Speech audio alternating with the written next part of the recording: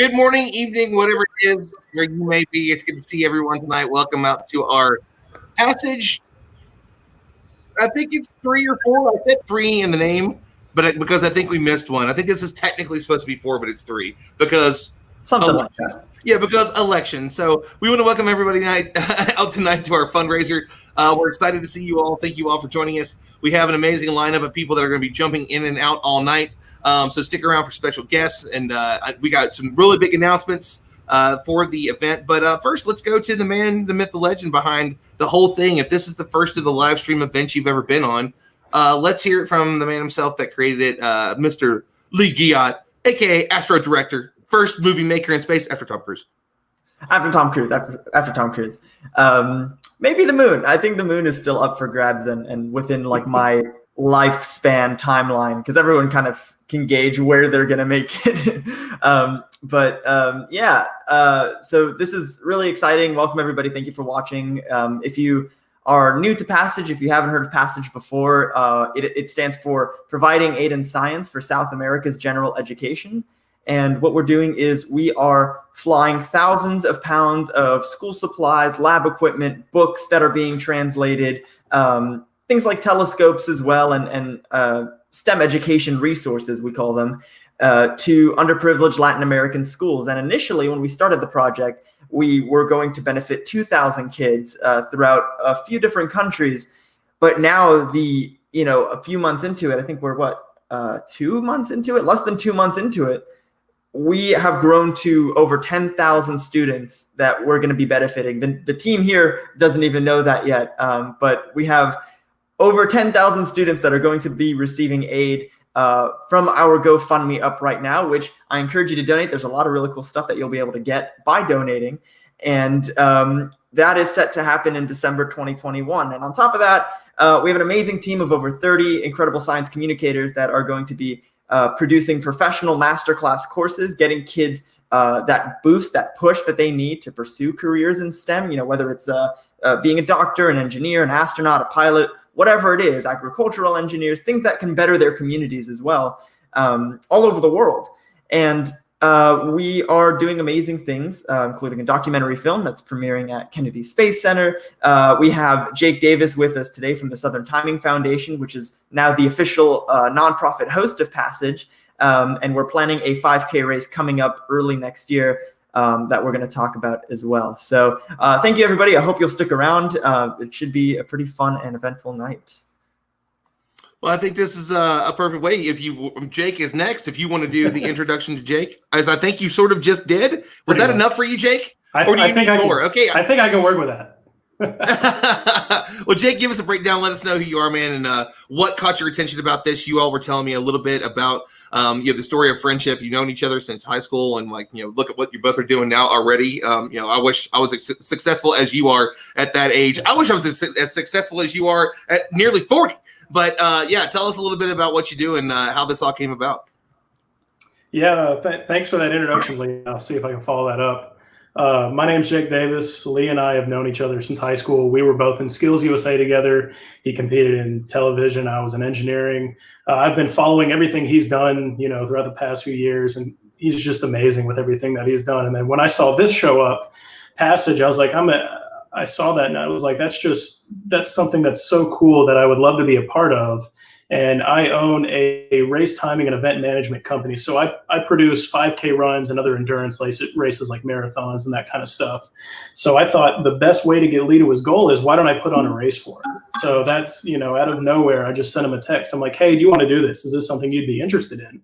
And, it's kind of taken off from there. We've got our medal design already in the works. We've got logos, registrations ready to go. We're just waiting on the final confirmation of the date, which is looking like it's going to be early 2021, January, February.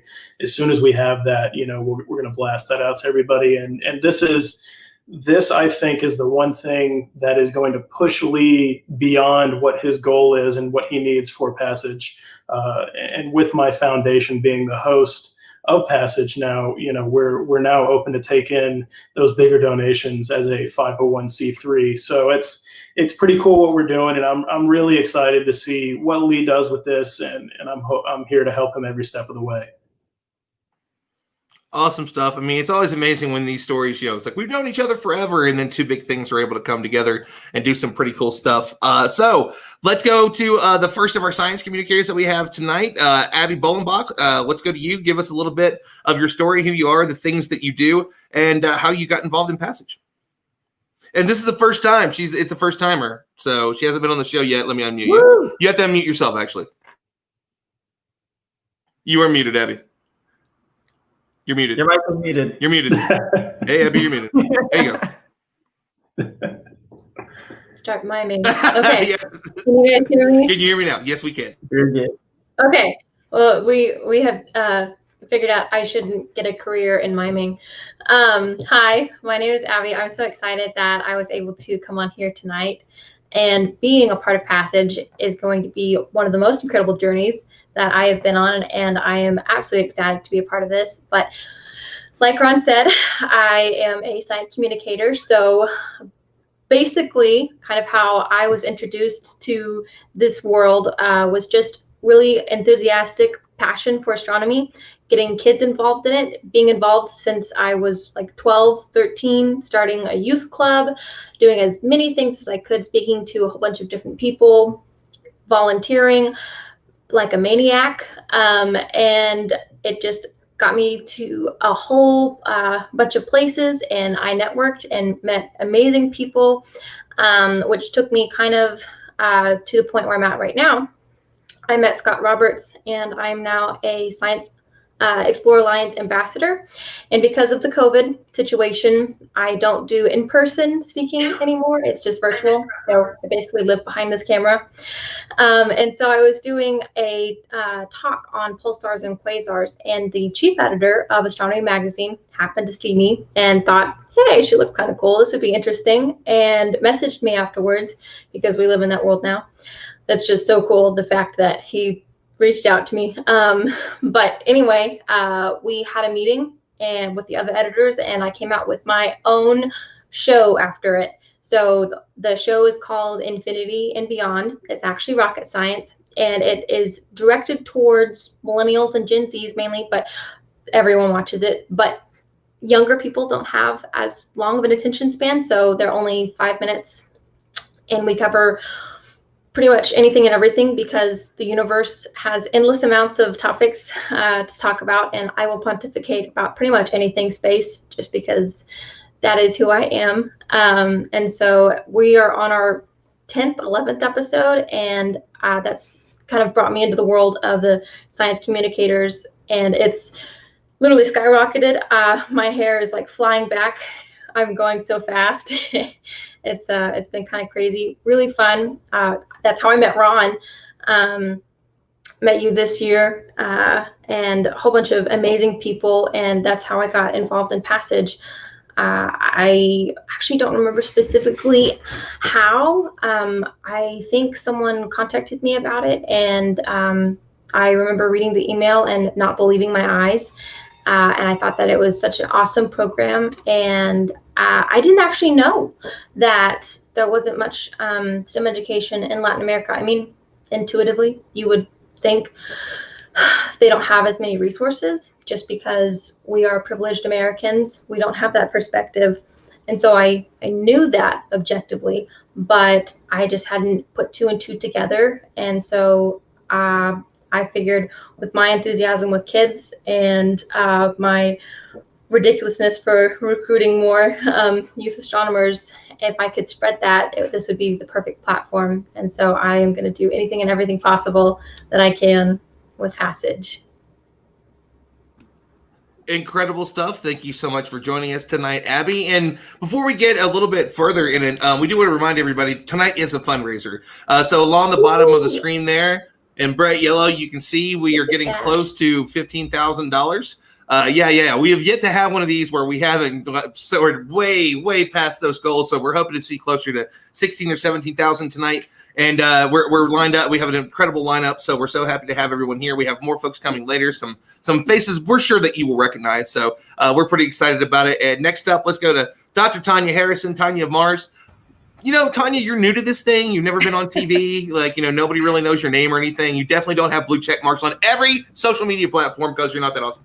nobody really knows who you are, so let's get a background of you. Let us know all the cool things that you do. And I think you're going to have to explain the shirt because even I don't get it. I think it's in an area that I'm not trained in.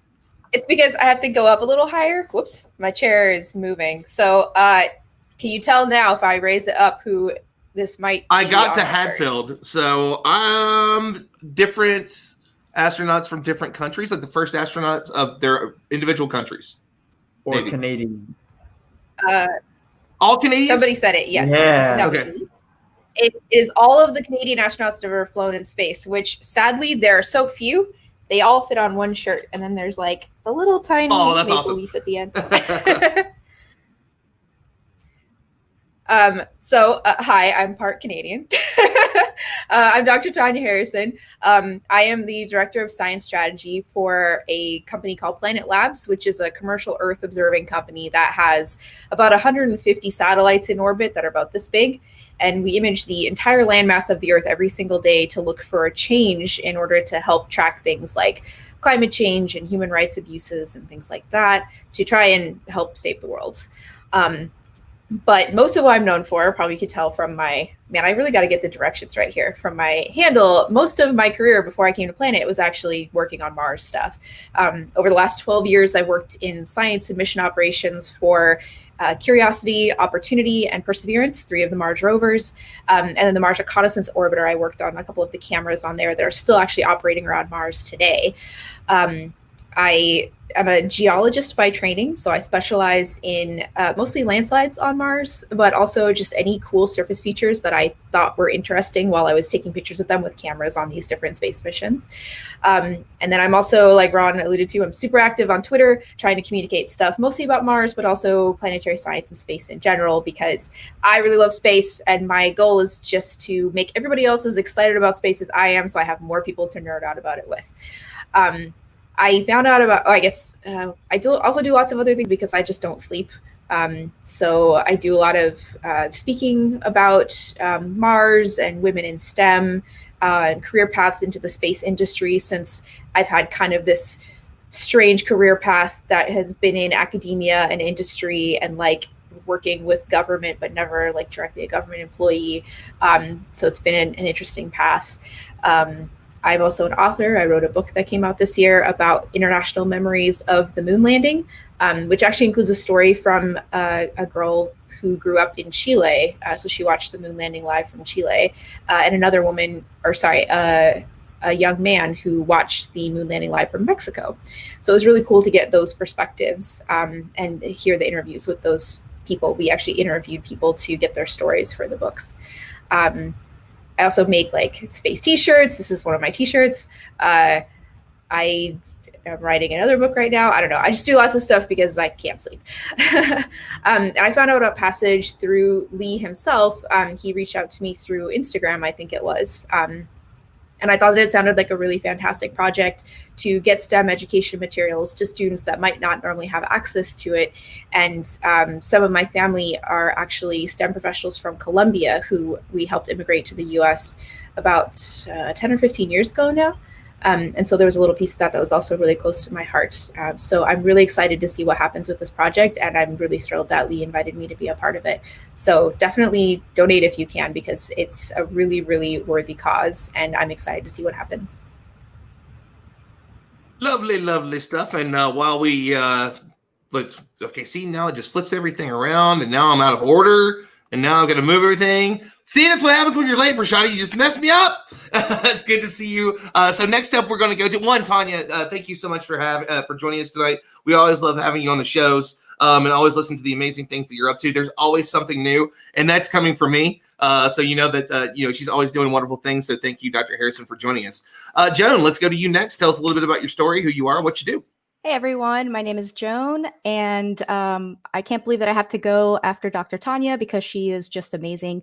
So a little bit about me. I am Puerto Rican and I have family from Ecuador. So this whole project hits really home to me because, I've been to, visited family in Ecuador, and I understand that the schools there may not be as equipped with STEM equipment as we are here in the United States. And I was lucky enough to grow up here in Orlando, Florida, which is right next to the Space Coast. Coast. So I always saw launches growing up, the shuttle launches going up from the Space Coast. I started in aviation. I worked for Naval Air Systems Command. I worked on F-18s on Navy fighter jets. And then after that, I went to a NASA social last year at Kennedy Space Center, and I saw the first Demo 1 launch, so the launch prior to Doug and Bob going up to the ISS. And after that, I just told myself that I really wanted to go into the space industry. And so from there, I started talking to a lot of NASA engineers. I started to network to get work, which is my favorite quote. And from there, less than a year later, I was hired at Blue Origin. And a few months after that, I was a NASA employee. So currently I work at NASA's Launch Services Program here at Kennedy Space Center, and I'm really excited to be here. Amazing stuff. Love it. Let me bring it back because now we're on 2 rows, so it takes me just a second longer to be able to do that. So thank you so much for joining us, Joan. Joining us, Joan. I swear I can speak and I do this for a living. This is going to be a fun night tonight. I'm excited. Dr. Patel, let's welcome you to the show. Tell us about your story, how you got involved to be a part of Passage, and the amazing work that you do. Thank you. Hi, everyone. My name is Parshadi. I am an astrophysicist by training, but science communicator by profession. I think one of the things when Lee got in touch with me on social media about this project, one thing that really touched me about was the fact that, my current outreach is very much limited to Canada and India because, I'm from India, so I have a lot of connections there, and I do a lot of outreach in India and in Canada, but I didn't think that I could have, I could help other programs across the world. And so, when he came and said, this was for South America, we're doing this, I was just like, this is amazing. All kids needs to have this different experiences and opportunities that, I know a lot of kids don't get. When I go back home and I see a lot of kids don't have, experiments to do in their science classrooms. And so it resonated with me that, I can help bring that opportunity to students in South America. And, I think as someone who grew up with a lot of privileges, I think, and then having to move to Canada and realizing there are a lot of things don't come with you when you move, you don't always have things that you grew up with. I think I really wanted to be part of this initiative because of that experience that I had, and something that I can bring is, that passion that I want other kids to have and other kids to navigate their journey into STEM. And my journey into STEM was a little bit different. I was born and brought up in India, and so I was told that I should really be, doing engineering and find a good guy and get married. that's your culture back home. But I got really passionate about space when I went to a planetarium, and I was just like, there is a world out there that we really don't know about, and so I should really be kind of looking into that. That's how I started, and it was just the passion for space that brought me to Canada. And throughout my my graduate studies, my master's, my PhD, I was very passionate about doing research and contributing to whatever is available out there in terms of different projects that I was doing. But I was also introduced to the field of science communication during my master's and my PhD. And what really got me excited about that was the fact that I'm passionate about space and I get to talk about space to other people. I mean, I love talking and I love space, so why not combine the two? And, I think I was in a right place at the right time to have that opportunity to be leading an outreach program. And so I currently am an educational outreach and communication specialist at the Institute for Earth and Space Exploration. And I lead various outreach initiatives that are led by the Institute. So I'm really excited to be here and really excited to be part of Passage. And thank you, Lee, for reaching out to me. For sure. Also, for everyone that doesn't know, Parshadi makes me crave Indian food like all the time on her Instagram. Sorry. I'm sorry. Lately, my feed has all been food because it's Diwali this weekend, and that's like the biggest festival in India. And so I'm sorry, I've been cooking a lot and posting it all about on social media. Yeah, that's awesome.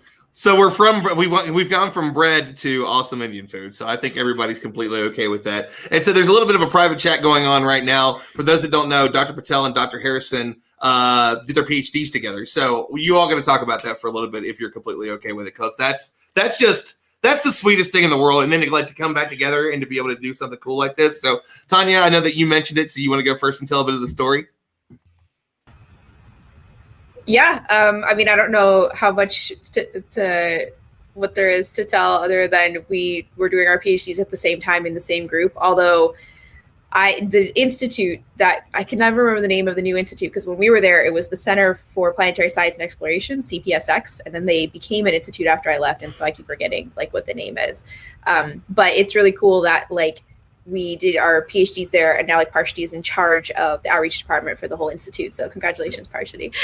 Thank you. I was also mentioning in the chat, like Parshati and I are both photographers, like on the side, and we did each other's graduation photos. Like Parshati had this gorgeous, like your thing was custom made, right?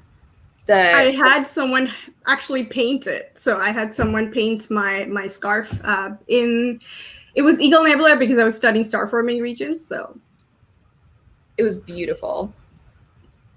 Mine was just tossing around a Mars globe because I didn't have cool outfits like that. But her photos look really cool because she was just tossing around Mars, like, playing with it.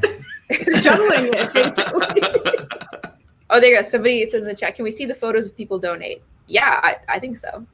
Wait, what? Yes, absolutely. So I guess that's the thing. So we have a tendency to end up doing random things that people donate. I am forced to do impersonations.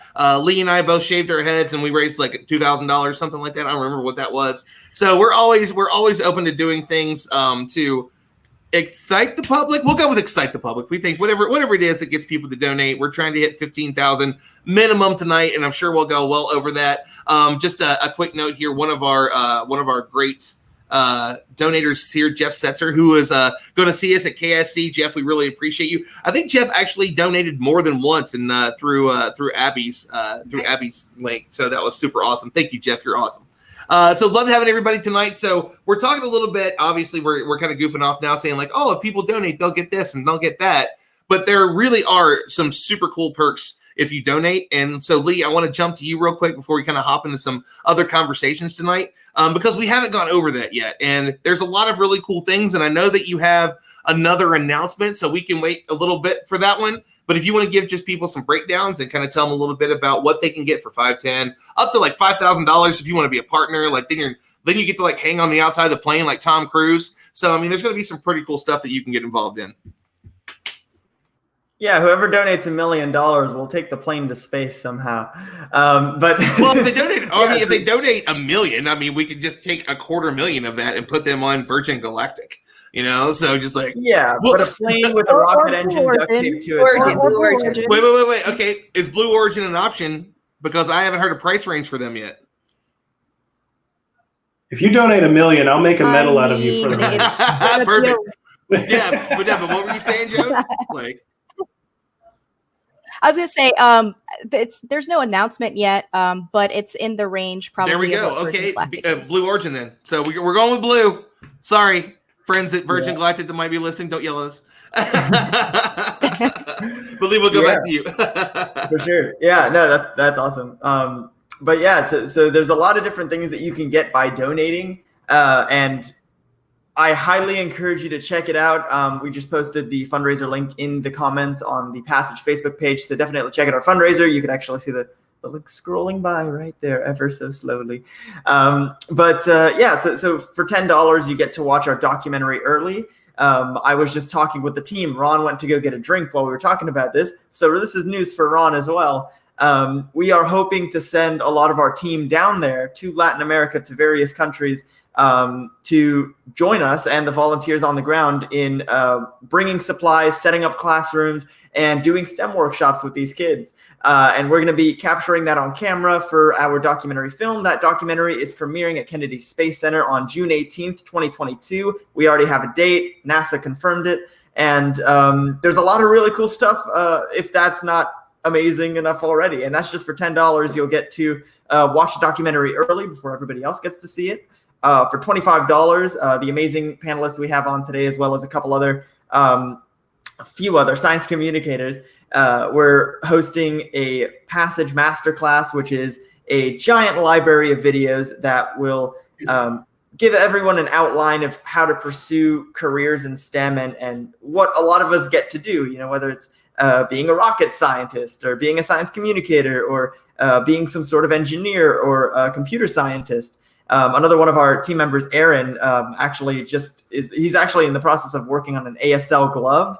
I speak ASL myself, so I know how insanely difficult that must be with all the different positions and axes and all that stuff. We have an amazing team. I just love everyone that's on our team and everyone that's willing to help and be a part of this amazing cause. And I mean, just everyone is just so cool. I'm just so impressed by everybody doing everything all the time, especially, lately as well with all the quarantine stuff. Everyone just having time to pursue their passions at home and making it work. But anyway, lots of really cool stuff. Go check that out. You can join us at Kennedy Space Center. And soon we're going to announce something else, which is really exciting. So, yeah, I mean, do it now. I don't know what you're waiting for if you're still watching this.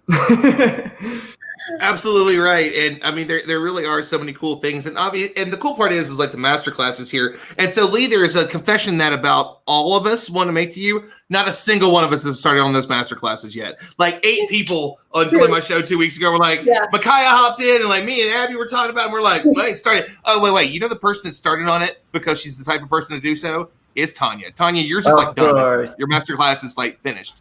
Were we supposed to have started that? Well, see, Lee hasn't given us direction to, but everybody's just been kind of like, I don't know what I'm going to talk about. Like, what if everybody chooses science communication? It's like, it's just a science communication masterclass. Well, it's good. Everybody does it differently. That's the thing. Right now, it's just brainstorming. We're all just figuring out, I guess, what we want to talk about. Like for me, for example, there's like a million different things that like I can juggle. There's the whole film aspect, there's the aviation aspect, there's the astronomy stuff.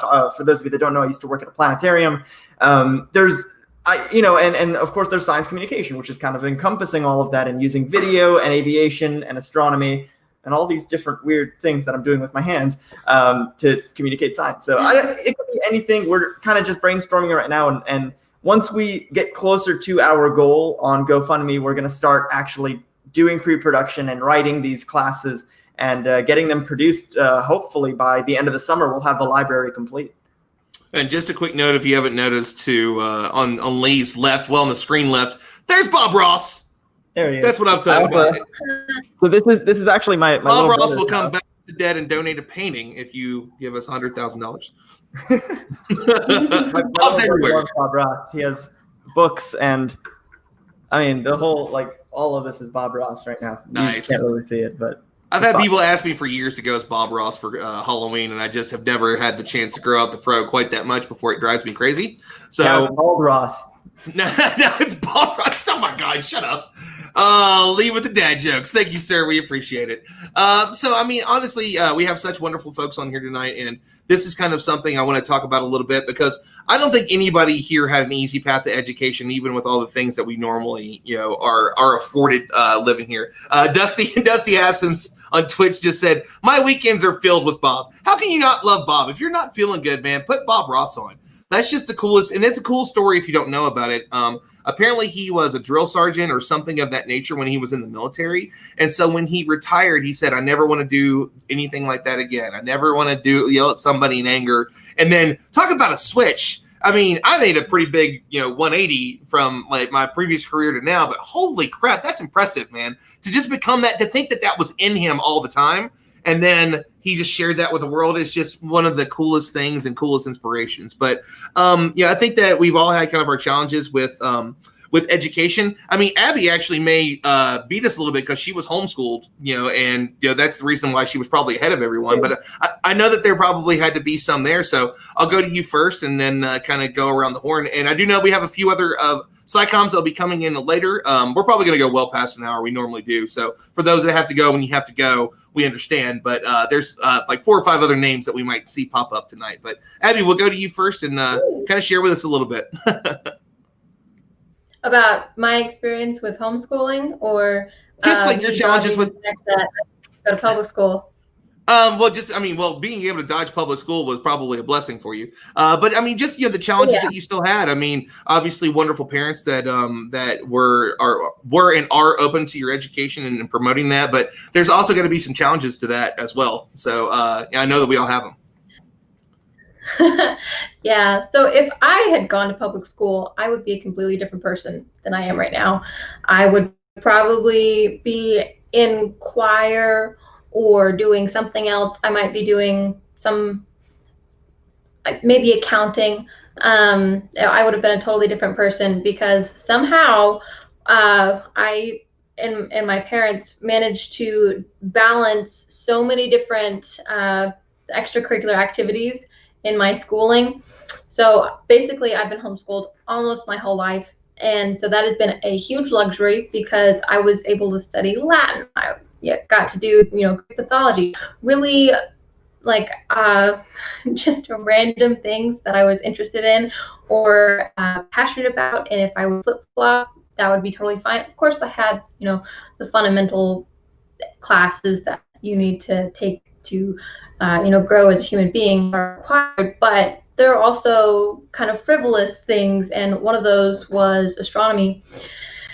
But actually, how I got interested was I read too much. So I didn't read at all. Whenever I was younger, I hated reading. I just couldn't get into it. And then at about 4th grade, they couldn't stop me from reading. I would get books from the library, like stacks, and I would read them, and then I would return with another stack of books. And so my dad decided he wanted to kind of tone that back, all or nothing, the extreme. I needed to find a healthier path, and so he got me magazine subscriptions because they were kind of pretty images. They looked kind of cool before the smartphone ages where you could just go on and get lost for 3 hours on TikTok.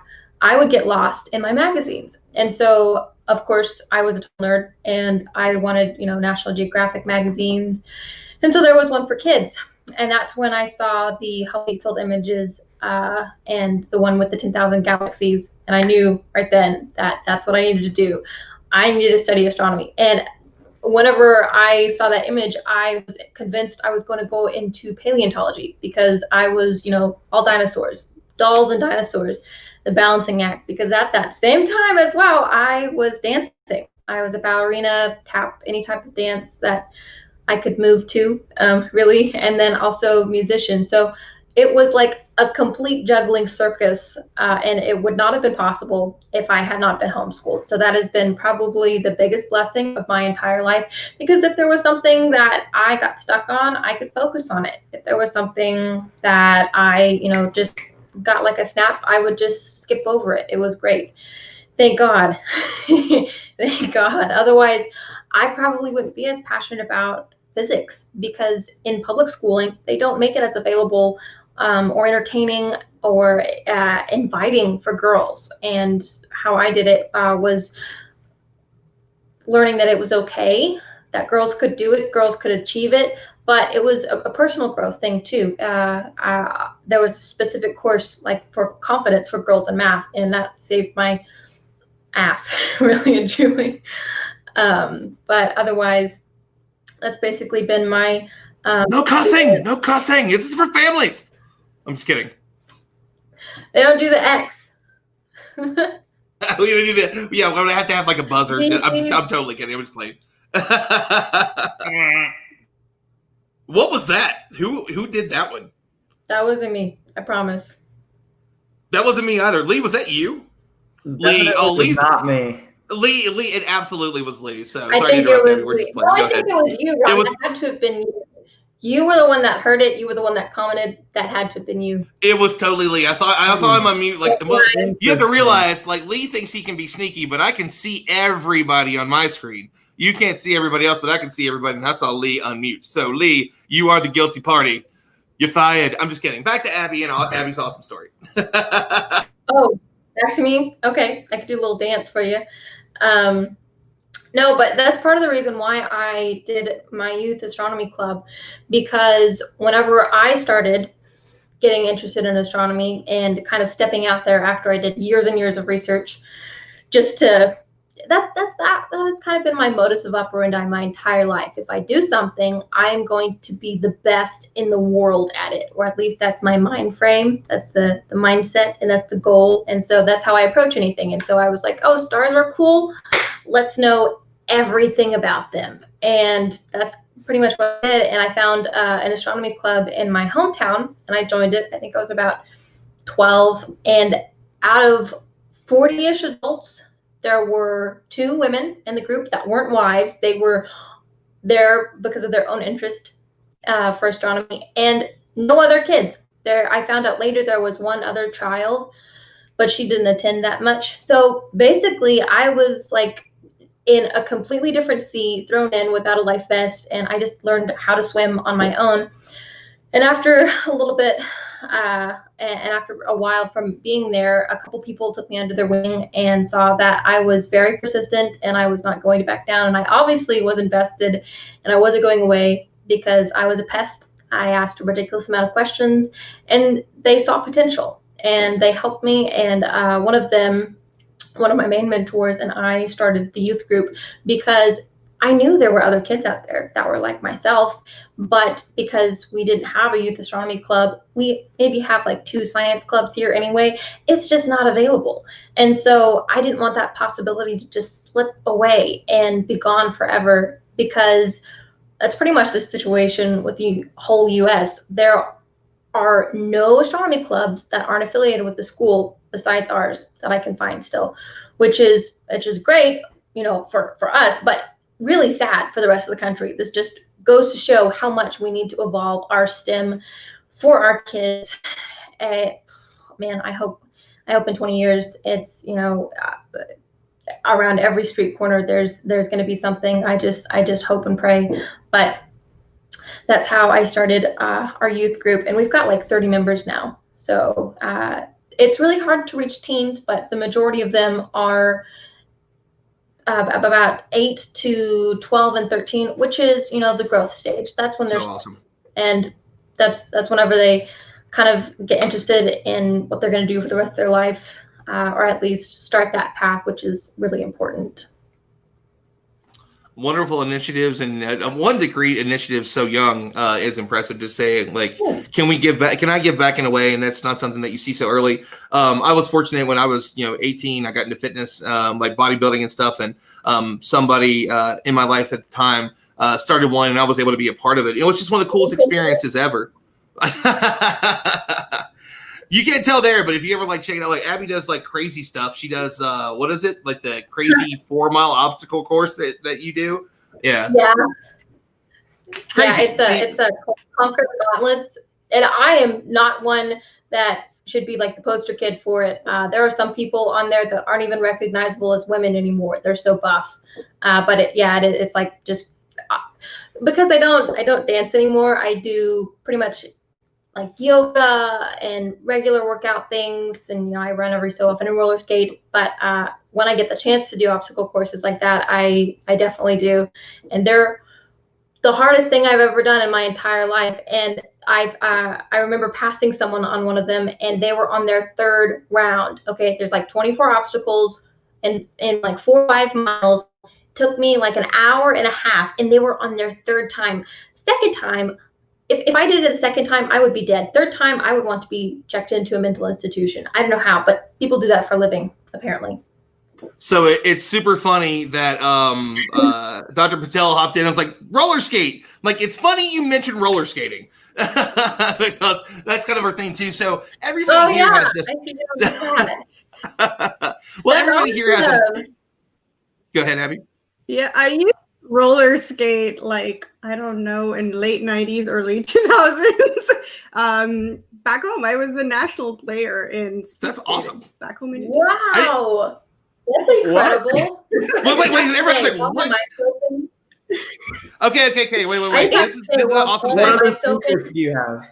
What I was going to say, what are this is something we'll go to in a minute, because I definitely want to go to everybody about education and like, the things you do. But I want to talk to everybody about their secret skills, like things that people would be shocked to know about you that are just like, I can do backflips off the top of mountains and have a parachute on, and I parachute to the bottom. It's awesome. I base jumped off the top of Everest. I want to hear those stories.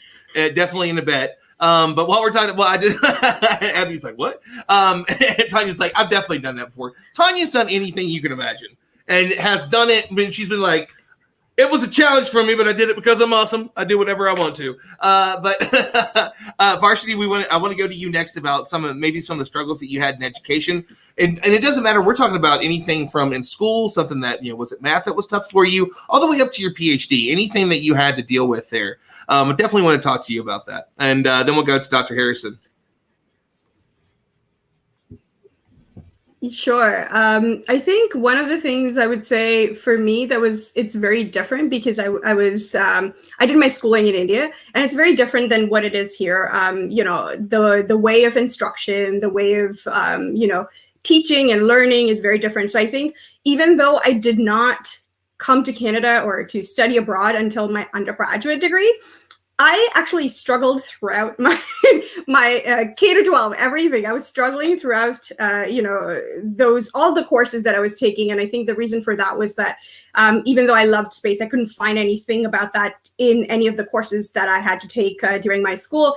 And I realized that, I needed physics and I needed math, and absolutely did not like the teacher I had for my math and physics in my high school.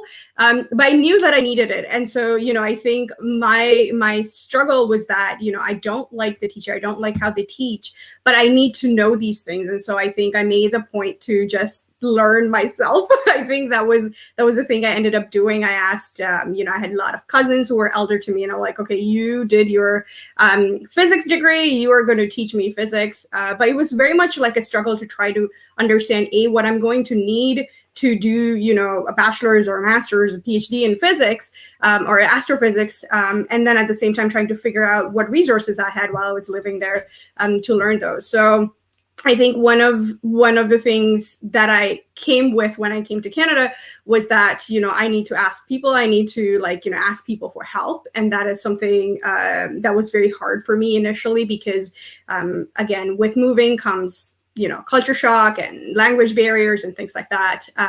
But just that same perspective that I had in my high school was, reaching out to people, asking them for, hey, do you know if you're an expert? Can you help me with this? Is something what I actually used. And I think those struggles during my high school actually made me so much more better at asking questions later because there's this whole idea of, or I guess whole notion of, you cannot question your teacher back home in India.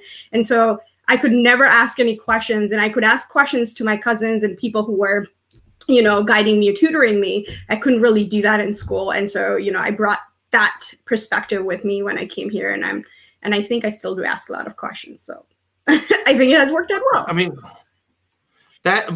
what you just said there, I think is kind of the point, right? I mean, your education doesn't end. And if you do education right, you never want it to end. That's one of the most beautiful things about it is that I'm stoked when the 10th season of How the Universe Works comes on. I want to be on season 13. I directly told Neil deGrasse Tyson to his face that I wanted to eventually be the next host of Cosmos. I'm like, someday I know you'll have to pass the baton. And Carl did it to you and taught you stuff. I'm like, you've been my dude. I totally want to do it. And it's funny, his response is oh, Rod's just going to take over. He's a fun guy.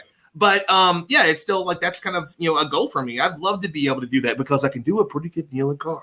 But yeah, so obviously we all have some wonderful stories. Dr. Harrison, I want to go to you next. And it looks like if we can get him on here, we're going to have a special guest. Not only is he our single largest single person donator, but he also is doing some really awesome stuff. And he's got a bit of a great story that I want him to share if he's willing to join us. So Lee and I are talking to him on Facebook right now. And so all right, let's go to, hold on one second here. Oh, okay. Let's go to Dr. Harrison. Dr. Harrison, tell us about, you have such interesting stories. Your struggles might be a little bit different and you share them. It's one of the reasons that so many of us connect with you. So it can be about education, or it can also be about, the health issues that I know had to be difficult, working through and doing, I want to write a book, but I also have to have a major surgery. Woo. I I mean, the health definitely caused a lot of issues for getting an education. So I have a condition, for those that don't know, I have a condition called ankylosing spondylitis, which short version is your body thinks that a bunch of different types of tissue inside of it are a bad invader and tries to destroy them. And it is extremely unpleasant and horrible all the time. You feel horrible all the time. I say that while I'm laughing, but like it's true. And I started to get pretty sick when I was about in grade 5 or 6. And it was a very distinct change. I was able to do things in gym class just fine. I was actually also a competitive dancer as a kid. And I went from being able to do all that stuff to, in the span of like a year, I could barely even walk anymore. And like, I couldn't do anything in gym class. I had to be taken out of gym entirely. I was going to the children's hospital all the time because they were trying to figure out what the heck was wrong, because AS is an incredibly rare disease to begin with, and it usually strikes men in their 40s. So when you are a young woman, like I guess a kid, I was like 11, it's not one of the first things they think of. It's not even one of the first 10 things that they'll think of. So this caused a lot of trouble, like trying to get through school, because I would end up in the hospital for a while and try to make up my work as I went along. And I remember things like doing algebra on the the sheets of paper that they pull across the medical tables when you go to the doctor. I was in the hospital for a while, and they had a tutor come and help me. And I remember doing algebra with him on the actual disposable sheets that they would put on the tables. And then when I got to university, there were two things that made it really difficult, actually. Part of this will sound like a humble brag, but there's not a way to tell the story without it. I actually did a program where I skipped most of high school and went straight into college. And in that process, I skipped some really vital math classes. And so going into undergrad as a physics major, I was actually missing a lot of the foundations of advanced algebra to do well in my calculus classes. And I barely passed every single calculus class that I took. I had to retake three calculus classes more than once, partly because I was sucking at them, but partly because I was gone so much from being sick and being in the hospital that if I missed 3 or 4 days of class, the university I went to was on the quarter system. And so that would be a huge chunk of time. And the professors would say, well, you should just drop the class and take it again next quarter, rather than providing any kind of accommodation, which I learned eventually that is illegal. There are Section 504 laws for students with disabilities where they are required to provide reasonable accommodations for you. I didn't learn about this stuff until I was a little later on in my academic career. So now part of what I do on Twitter is I try to help students that are running into similar issues actually know what their rights are and how to reach out to things like their Disabled Student Services Office or whatever their university might call it, to make sure that they are getting access to the accommodations that they are legally entitled to. And that was one thing, like being an astronomy and physics major, because that doesn't really involve going out in the field anywhere. You sit at a computer, at least what I was doing, I would sit at a computer and control telescopes. But when I switched to geology in graduate school, geology is an incredibly physical field to be in. And so this involves a lot of field trips with people that are incredibly physically fit. You hike through forests and climb up mountains, and it's not something that is very accessible if you have some kind of physical disability. And so it made it really difficult to get through field school during my master's. And it was really detrimental. Like I felt like I wasn't getting everything that I should be getting out of field trips because I was focused so much on how awful I felt and how I couldn't keep up. And sometimes like other people would have to carry me back out of the field, which was like funny on the one hand. It's a good way to bond with your classmates, but also really embarrassing on the other. And then by the time I got to my PhD, I got really, really sick when I was about 26 or so. And I basically couldn't go into campus for about 8 months. I could barely even leave my house. And I feel really lucky that at that point, I finally found an advisor who was really understanding and helpful with everything that was going on. I had lab mates who would like help bring me food when I couldn't eat. They would like bring me stuff to make smoothies. They bought me a blender, which was really sweet of them. And it's always been this thing that has like gotten in the way of what I wanted to do. But since I love space so much, I love Mars so much, it's also provided this thing that I could look at beyond all of the misery and horribleness of like the day-to-day stuff. So it's like, well, I just have to slog through this to get to do what I want to do. And like, if I just keep focused on this external thing, I can maybe focus a little less on the stuff that's happening in the day to day. And I feel very lucky to have something that I am so passionate about and keeps me so driven, so that I can have it as a distraction from days when I feel really awful. And another thing I want to do through social media, or another thing that I try to do by being so open about the things that I deal with AS, is that I want other people that are dealing with similar conditions, chronic health issues, disabilities, whatever, realize that they can still execute on their dreams. Like, they can have these things. It's not necessarily going to be easy, but it's something that you can try to find your own way to get to. And I want other people to have this thing. I want them to have this passion, so that they know that there's something more to their life than just being defined by whatever condition they might have.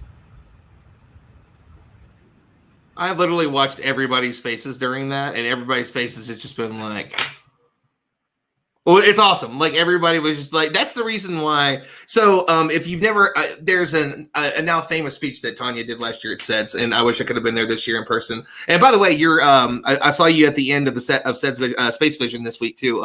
Awesome presentation. I actually did not know that much about Planet, and it was super cool to understand what you all really do. Like, you talked a little bit about it whenever you come on the live streams that I've had you on before, but I've never heard about it that in depth. And it's so much cooler now that I know everything about it. But Tanya is always known to connect people in this way to her story, and did an amazing talk last year at Space Vision that just had the whole room exactly like what everybody else was. Everybody was just there like, oh my God, that's amazing. And one of the reasons that she is the wonderful science communicator and inspiration to us that she is. And so we have a bunch of people coming in right now. So we have Sarah, who will be one of the she's one of the documentarians for Passage.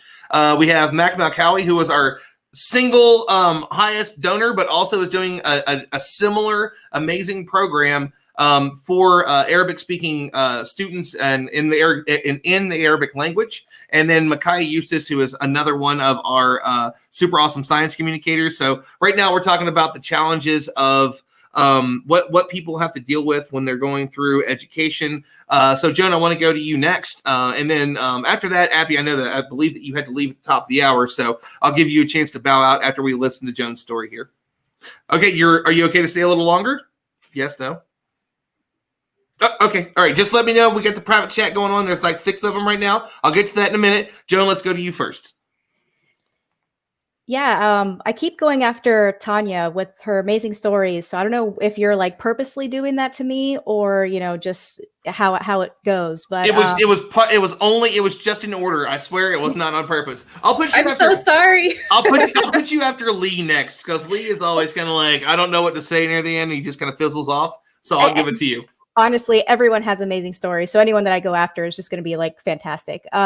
So for me, I didn't really know much about engineering until college.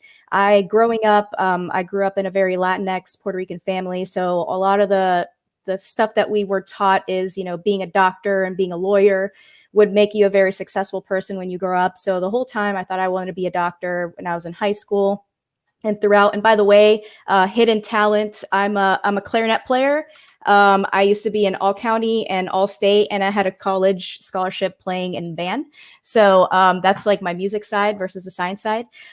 So when I went into college, I had the opportunity to volunteer at a hospital, and I volunteered at an emergency room, and I saw like insane amount of stuff. I mean, stuff that you just don't think of. Like, everything in Grey's Anatomy that you saw is just 100% correct. I saw a whole bunch of blood. I could not handle needles. So I immediately just kind of course corrected, and I thought, I can't be a doctor. I can't handle all of this. So I had really amazing guidance counselors when I was in college. At the time, I was pre-med, so I took a lot of chemistry, biology, anatomy, and physiology. So I had amazing mentors and amazing guidance counselors who were like, have you ever thought about engineering or getting into STEM? At the time, I had no idea what STEM was. we didn't have STEM programs in our high school. So it was just, I had no idea what it was. And she, explained it to me. And, I love getting my hands dirty. I love working with my hands and I love problem solving. So it was a really good opportunity for me to start looking at those classes and getting into that. Once I started taking Intro to Engineering, and then I got my first internship with Navair, working on F-18 engines, I was hooked. And from there on, I just love STEM. I love working in STEM. I love getting people involved with STEM, telling them my story of, I didn't feel like I was the smartest person in the room. That's another reason I didn't want to go into engineering. I always thought it was just very male dominated and thought that I wouldn't be able to cut it. So I failed organic chemistry, I think once. I failed a couple calculus classes. And that's what I usually try to tell people is, you can fail at your classes, you can fail in college and still have a very successful career. Currently I work at NASA, and a lot of people out there, that's their dream, is to work for NASA, which is kind of like the epitome of the space industry. And I always thought, again, that you needed to be a genius 4.0 student to work there, but it doesn't have to be that way. There's a lot of geniuses that work at NASA, but you can be like me, just a regular person with an engineering degree that failed several classes in college and still succeed and get to your NASA goals. So that's what I try to do with my social media, and try to, do a lot of the webinars that I talk about. Is I talk a lot about failure, about imposter syndrome, and, try to talk to people and say, hey, it's okay. It's okay if you fail. You don't have to be the smartest person in the room, and you can still succeed and have what you want in life. Well, mic drop. I can't go after Dr. Tanya Harrison, but and then just like inspire the whole room. Fair enough. Like I like how she just set everybody up. Like I'm not going to say anything really important, but does a whole TEDx talk in like 4 minutes. Like what and what? No, that was wonderful. I mean, you're seriously right, and this is something that I think we talked about on nearly every show. If we could if we had a donation of $5 for every single person here for all the calculus classes this group as a whole has failed, we probably would be close to $17,000 tonight. Can we raise hands? Like, how many people here have failed a calculus class? Let's go back. How many people failed a college algebra class? Me, twice. I'm sorry, once. How many people failed pre-calculus? Me, twice. How many people failed a calculus class? Look at all the hands. How many times did you fail a calculus class? 9 for Lee. So 1. So almost everybody failed a minimum of 1. Dr. Jason Reinmuller, I talked to him about like the struggles that I was going through. The gentleman that runs Project Possum, and I think he told me that he failed like Calc 1 or Calc 1 once and Calc 2 twice, I think something like that. And he runs the single coolest astronautics program in the world with like 46 different countries. More than a few of us are part of Project Possum or want to be a part of it or will be someday. It's incredible what the challenges that we go through. And, Jake, so I kind of want to go to you this real quick to talk about this, because you may not be directly in this realm, but you, I believe you said you were a machinist, but 3-4 businesses and plus a nonprofit. There had to be a few challenges that you had along the way to get to get to that. And if you and Lee went to high school together, you've got to be in your earlier mid-20s at the latest. So, I mean, there's got to be some story to that, of the challenges that you had. And there's certainly there's more people that are listening to this tonight that are wanting to go in the realm that you're in than possibly they are with scientists. So I'd like to talk to you a little bit about your story before we go to some introduction from our new panelists. Yeah, I'll try to follow that up with everybody else. Lee and I went to high school. I was in engineering class through high school. I was the president of the engineering club in high school. Coming into college, I was dead set. I was going to be a civil engineer, and I was going to follow in my father's footsteps into the Coast Guard. I was working with an endurance event company in high school through college, and then just kind of growing with them really opened my eyes to was like, wow, I love business. I love the relationships. I love everything about it. So it kind of took a hard turn, in the middle of college. I was like, all right, now I'm going to be a business major. So it's from that kind of spawned my first business, which was a clothing brand. And I told myself the very beginning of that was, hey, this is, I'm not looking to make any money on this. I'm doing this purely for the experience of having it. I want to know what it's like to own a business, what it's like to operate, what does it take? And that kind of really built the foundation for me to take off from there. I own a printing and promotional company flowed into Southern Timing, flowed into Rove, Race On Virtual Events, which now has led me to the Southern Timing Foundation, which is letting me be able to partner with Passage and become the official host. So I'm still in college. I'm 22 years old. I'm a semester away from graduating, and let me tell you, it's not easy with time management when you have professors, and it's just the biggest thing for me is sitting in these classes and you feel like, I'm not learning anything. This isn't anything for me. It's all about the future. What's going to happen in 5 years from now? My companies may not succeed. I may be out looking for a job, and I may have all this experience, but at the same time, I may need that degree to back it. So it's been really interesting for me to see, what I'm doing in industry versus what I'm being taught in school. And I want to say a lot of it doesn't really add up. I think I've taught myself 99% of everything I know in business and that I do today. And only a little bit I've brought over from class, and maybe a little bit of that's like accounting and math and stuff like that, the real stuff that you actually use. So that's been the biggest struggle for me, is staying in class, trying to do good grades and everything, all while, operating these businesses where I may not be applying anything that I'm learning. So that's kind of been the biggest thing for me, is trying to stay motivated through it all while I'm actually in industry and trying to grow my own businesses. Sorry, I'm taking a moment here because the private chat. Okay, so I will tell you one of the best things in the world about doing things like this is that there's a private chat in Passage, and it's ridiculous. It's as serious as what you see on screen. There's always something ridiculous going on behind the screen. Everybody's talking about the instruments that they play and the animals that they have, and it's hysterical. Quite literally yesterday, I think it was yesterday, 2 days ago, we had a COVID-19 with 4 doctors, a COVID-19 panel for Explore Mars with 4 doctors on, and the chat backstage was absolutely hysterical and was just like, we should all go out. It'd be awesome. We could all go out and have a drink with each other and celebrate. And it's just the funniest thing ever that no matter the very professional faces that we put on when we talk about this, everybody is absolutely human, and that makes the best part about it. Exactly. Doing like that. Yeah, it's like stage face, and go. But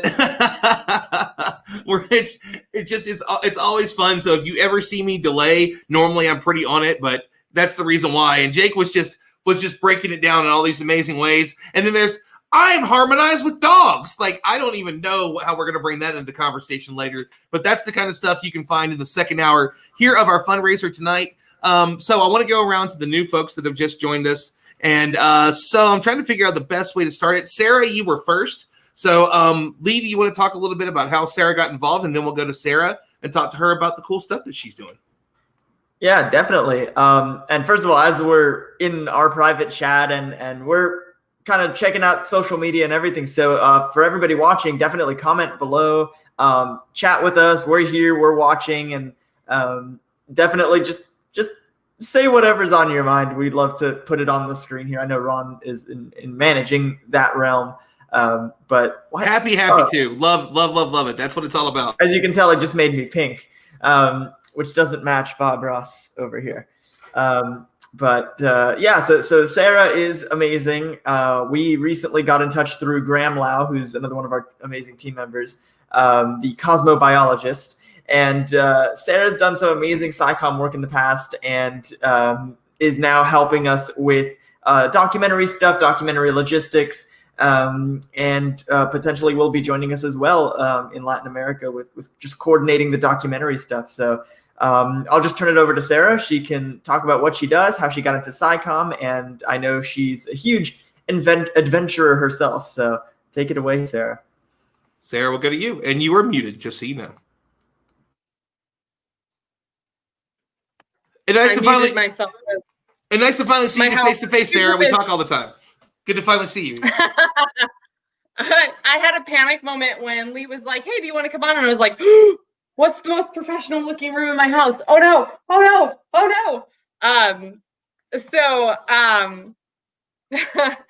Yeah, I met Lee through Graham, and Yeah, I don't know. I thought what he was doing was so cool, and I just kind of connected with him in the spirit of adventure. And I have a lot of background in working with nonprofits and fundraising and development, so I kind of touched base with him on that, and we just kind of hit it off from there. And in terms of SciComm, I kind of have a really, really weird story. I actually was raised in a young Earth creationist background. So I was taught that the Earth is 6,000 years old, like completely discouraged from science. And it wasn't until I got into adulthood that I first watched Cosmos, and I learned who Carl Sagan was, and I just was smitten. And it's just been probably almost 5 year just whirlwind adventure since then. So that's the short synopsis. The short part of it. And I believe you said that you're going to help us out with the documentary part of it. Might even travel with us down there. So I didn't know that was anything that you did. It's a skill set that I'm learning and I'm working on for Space Foundation and like my own. I'm in my personal studio now. Lee has been a big help there too, and I know that's something that you're going to be helping us with. Yeah, I'm kind of the TikTok master. Not really, but I love SciComm. Everything that I learned. Well, I started SciComm with doing sidewalk astronomy, which if you've never done sidewalk astronomy and you've shown someone else, like even the moon, it's just so rewarding to share that experience with someone else. I just find so much fulfillment with SciComm, and so I love sharing science. I love spreading science, and Lee and I really connected, and I'm just really excited to share this really good cause, because again, like I said, I've worked a lot in nonprofit and nonprofit work, and so I'm just really excited. I'm also really nervous right now. Nothing wrong at all with being nervous. It's a great group here to be. If you're going to be nervous around a group, to respect the folks that are here and understand the amazing things they do, this is definitely the group to be. A bit nervous around. No worries. I feel like I'm like the least qualified person here, so you're good. I run a few companies. I do a bunch of like really cool events, but everybody else is like a scientist talking about NASA and everything else. So you're right? Good. You got no reason to be nervous. Well, come on, Jake. Whoa. Sarah, you should over here just saying, "Oh, I run businesses." I'm a wedding videographer. You will see. There is nothing that you should be nervous about. We're all cool. It's totally chill. When you guys started talking about music in the chat, which I think, I don't know if Ron, you mentioned that in the chat, people were talking about music. I actually was a music major first. That was my first major in college. I was a vocal performance major. I studied to be an opera singer. And how I ended up in science is sort of like when you think of a resume and how it should look, mine is like it's everywhere. Everywhere. And I have 2 kids. Space opera, yes. I guess we're doing a space opera. Wait, are we going to completely redo the space opera from Fifth Element? Because if so, if we raise $5,000, we will redo the space opera. Abby will sing. She's going to have to hit the highest notes possible in human. That was so cool. That would be great. I'll be the DJ that opens. I would totally be a part of that. Wait, Abby, what do you sing? Like, what voice part? Like, are you? I just sing for fun. I actually play the piano. I play the guitar, but I force my coworkers to listen to me to sing, and my parents. But I am nowhere near a professional level. Okay. Perfect. So apparently we're going to do a space opera, and there's going to be singing and dancing and all kinds of stuff, which is what I love. So post-COVID, if once we hit that $50,000 mark, I guess we're going to have to look at doing a concert. So before we go to Mac, I want to go to Micaiah first, because Mac's story is going to be a bit of a two-parter. One, we're going to talk a little bit, and one, thank him for the being one of our, our single top contributor, but also he has an amazing program that he's doing himself with the awesome work that he does.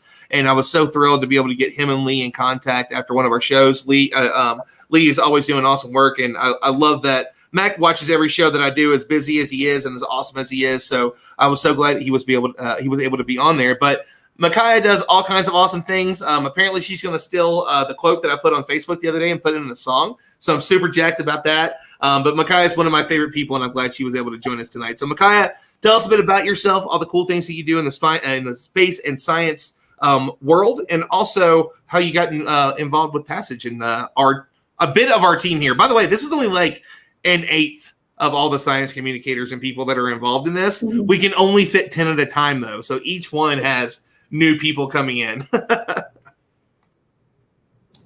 Yeah, it's a great setup. I love that every time I come here or talk with y'all, I get to meet someone new or say hi to some familiar faces. So hi, or howdy, my name is Micaiah Eustace. I am an aerospace engineer in the Air Force right now. I just graduated last year. Yeah, last year. Okay, I don't know what time is. No one does anymore. Welcome year, to 2020. An aerospace engineer. Yeah, at some point they gave me a degree, and I walked across the stage when you could do that, and from Texas A&M University. And now I'm in Georgia. And one thing I guess I like to do or, share a lot of is my experiences with pretending to be an astronaut while on Earth. And it's a thing called, analog space environments or space simulations. So I basically go to a isolated or extreme environment and live in a small habitat, and we basically mimic, what it may be like to live on Mars for a week or two. And I've done 3 missions so far. Hopefully I can get those numbers up. Those are rookie numbers. No. So those are some of the things I get to do. I'm also really active on social media, Twitter, Instagram, and Facebook. I was, heard about this program from Lee, and it sounded really right up my alley because it's something to promote, science and education. And, the opportunities that I wish I really had as, growing up, but also for a region that is there's a big deficit in those opportunities. So, I was really excited to do something, and also with amazing people that, that are also doing amazing things. Beautiful, gorgeous, amazing.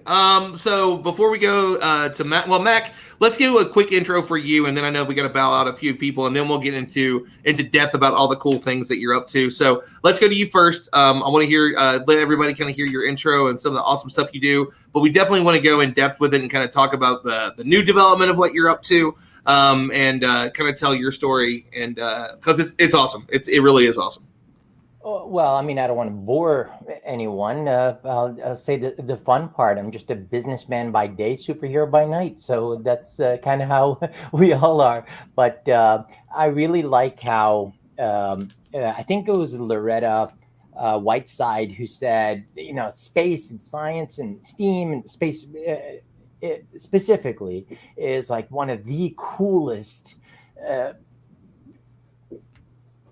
industries out there, and yet we found a way to make it boring and lose interest. So I really like how people like Dr. Tanya and like Emily Canitrelli and like all these wonderful science communicators are bringing the fun back to STEAM, and that's kind of what inspired people like me who are just businessman by day and STEM lover, science communicating loving person, Trekkie Whovian, and that's kind of how I identify myself as, you can get people like me to reach into their wallets and say, hey, yes, I can change the world with little things.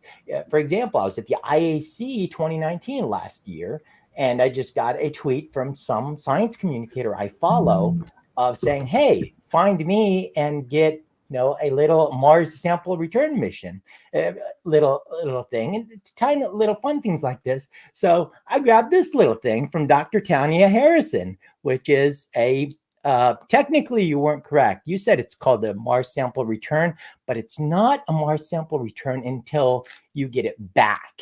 So once you get this back, it'll be your Mars sample return, and probably at the next IAC or when we're actually watching the documentary together at KSC.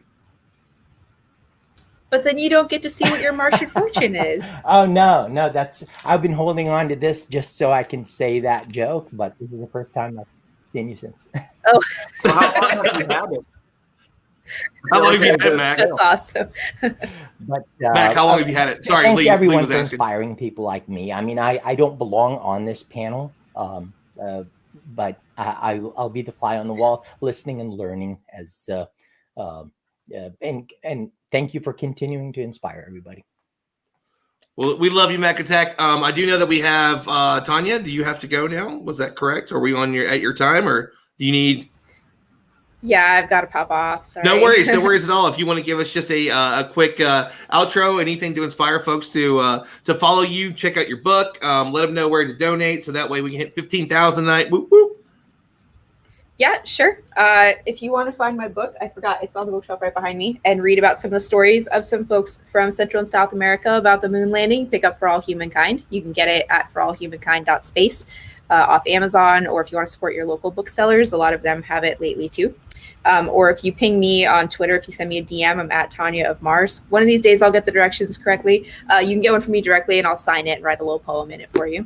But you should also... I want a poem. DM me your address. I know. I got to get one. I've been meaning to. I got to get yours and Sarah's, and like everybody's got books now, and I need them all for because everybody has super cool backgrounds with their bookshelves now, and all my stuff's signed. So I've got to get yours. It just makes sense. Yay.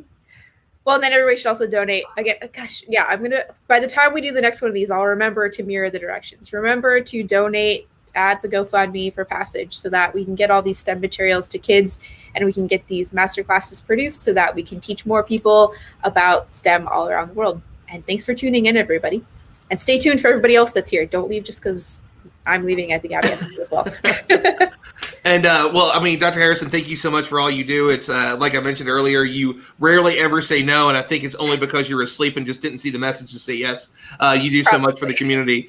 So thank you so much for joining us tonight. We have we're so thrilled to have you. I think that there's even a couple more people that may still join us. Lee, you got to send out those emails and see what's going on. But thank you, Dr. Harrison. Is there anybody else that needs to bow out about now? Is everybody else good to stay? Let me know if you're going to stay. All right, let's keep going. So the next thing I want to talk about a little bit more is, though Max said he didn't want to waste everybody's time, one of the reasons that we brought him on tonight, outside of, again, being the single largest donator we have, so thank you so much, Mac, is that he's like, oh, you just, no, is that we want to talk to you about what you're doing with Borderless Labs. And also, you just got a very large group of a certain thing. So we're going to show that picture as you do this. And Mac, feel free to take your time to talk about it as much as you want to, because I am going to go refresh my drink. So Mac, Attack, over to you, brother. And also, everybody's jealous of your background. They're all trying to figure out all the little things. And Mac, I think that you might be wearing a super awesome T-shirt right now, if you want to talk about that. Oh, yes. What a great T-shirt that is, Mac. What's that for? This is the next giant leap. This is basically what should basically be define the next person who walks on the moon, which is really non-denominational. Doesn't matter. It can be, and I really don't even like that. The first woman and the next man. Well, why can't it be two women?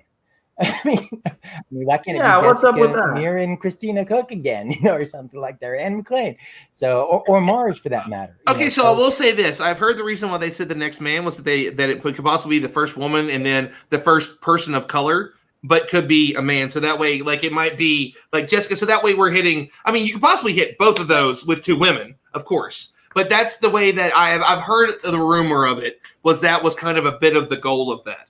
Now, I'm not saying this for sure, and of course, I'm totally fine with 2 women, but that's the way that I heard like some rumblings. Well, they probably think that we're just too dainty to be able to handle ourselves up there and not get hurt, not even get into any trouble. They need a man there to protect us. I'm not entirely sure that NASA thinks that anymore. Let's hope they don't think that anymore. I hope not. Let's hope they don't think that anymore. Do not fool yourself. Okay, I might not need to fool myself. You might be right, but I mean, maybe it is. Let's hope that that's not the case. Well, I'd vote for Jessica Meir to protect me any day, and I doubt that I have any skills that would protect her. So, I mean, that's how I was brought up. The professional is the professional, regardless of gender, color, race, or sexual orientation. And that's how I hope the rest of the world basically sees a professional, not just a astronaut or an engineer, just a professional in any field. Did you all see Christina for Koch? 7 years, and I was the only man in the whole school. Yep. So when women tell me about how they felt, of course, this was way back in my 20s. So when women talk about how tough it was to go into engineering, 7 years of being the only male kindergarten teacher, and dealing with, I don't want that man teaching my child. I want a woman teaching my child. So I know exactly, how tough it is just to be singled out just because of your gender. And, fortunately for me, there's not a lot of maybe nursing or something, but there's not a lot of industries or fields that, have that kind of, men can't really put themselves in the same shoes. Well, maybe drag shows or something, but they can't put themselves in those shoes as much. It's hard to relate, but I can definitely understand it. And if you don't have that empathy, at least have the sympathy. I mean, beautifully said. And I mean, let's all look at Christina Koch when she came back from a week later, she was like sprinting around the track. She's like, I'm fine, y'all. Like, wow, okay, rock on. See, so it continues to prove that everybody has the ability to go. And I'm looking forward to the first person that can go to space and be openly LGBTQ, which was a bit of what happened with the Next Giant Leap T-shirt when I designed it with a friend of mine. But at the time, it was also we saw the colors on the flag start to become more inclusive, and also add people of color that have also went through more than we could even go into tonight. That is a long enough story. And so whenever I was given the 2 redesigns from Beth Kerner also does T-shirts for Tanya Harrison. She has incredible work. If you've never spoken to her, she's one of the top artists for T-shirt design. She has her own Redbubble. I think she's got a couple different things, and she is just absolutely incredible. And so she sent me 2 designs. And she's like, well, I know that we were talking about doing one for the LGBTQ plus community, but there is a new version that is more inclusive for BIPOC people. And I think this is something that would be worthwhile. And I'm like, done. That's it. That's exactly the shirt. Thank you so much. And we've been really, really thrilled with it. We have it is by far the most successful shirt that we have ever sold on the store, and every single dollar that we make from that goes to the Out Astronaut project that I was one of the co-founders of. So thank you, Mac, for always supporting all the cool stuff that we do. But I want to get back to it, though.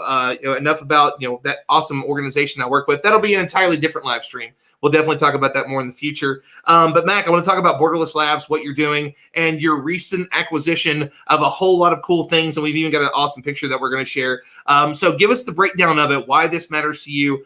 We've had a few different conversations about this, and I love the story of it, of saying, can we do things in other languages? And it's not just basically we're going to go through and we're going to put the subtitles in it. We're going to create this amazing content for those folks. And it's something that I'm lucky enough to do with Ana Cristina Oliveira for the Spanish language, and you're doing it in the Arabic language, and I love it. And that's kind of how we all kind of connected, me, you, and Lee. So let's hear a bit of that story. Well, I like to, like a good Temerian, I like to make my point by example. And thanks for whoever got that reference. But if you want to change the world, you put Malala Yousafzai on the moon. And then all of a sudden, you don't have to say a word just by putting her on the moon. You broke every single boundary that has to do with race or religion or anything, and so forth. So that's, you know, kind of a one sentence of how you can change the world by mixing your two passion. In my case, my two passions, which are philanthropy and STEAM education or space. And as you can see, space education. Most of these are 3D printed on this 3D printer over here. I bought it for my daughter, and we just started, you know, printing one, then the other, and it just turned into an addiction. And we love it, except for the Saturn V. That's the Lego model. And but what we do is we want to provide, a lot of us here, most of you guys are science communicators, and you inspire people like me. Well, when you look at places like Lee said, South America, that they don't have that knowledge base. They don't have science communication.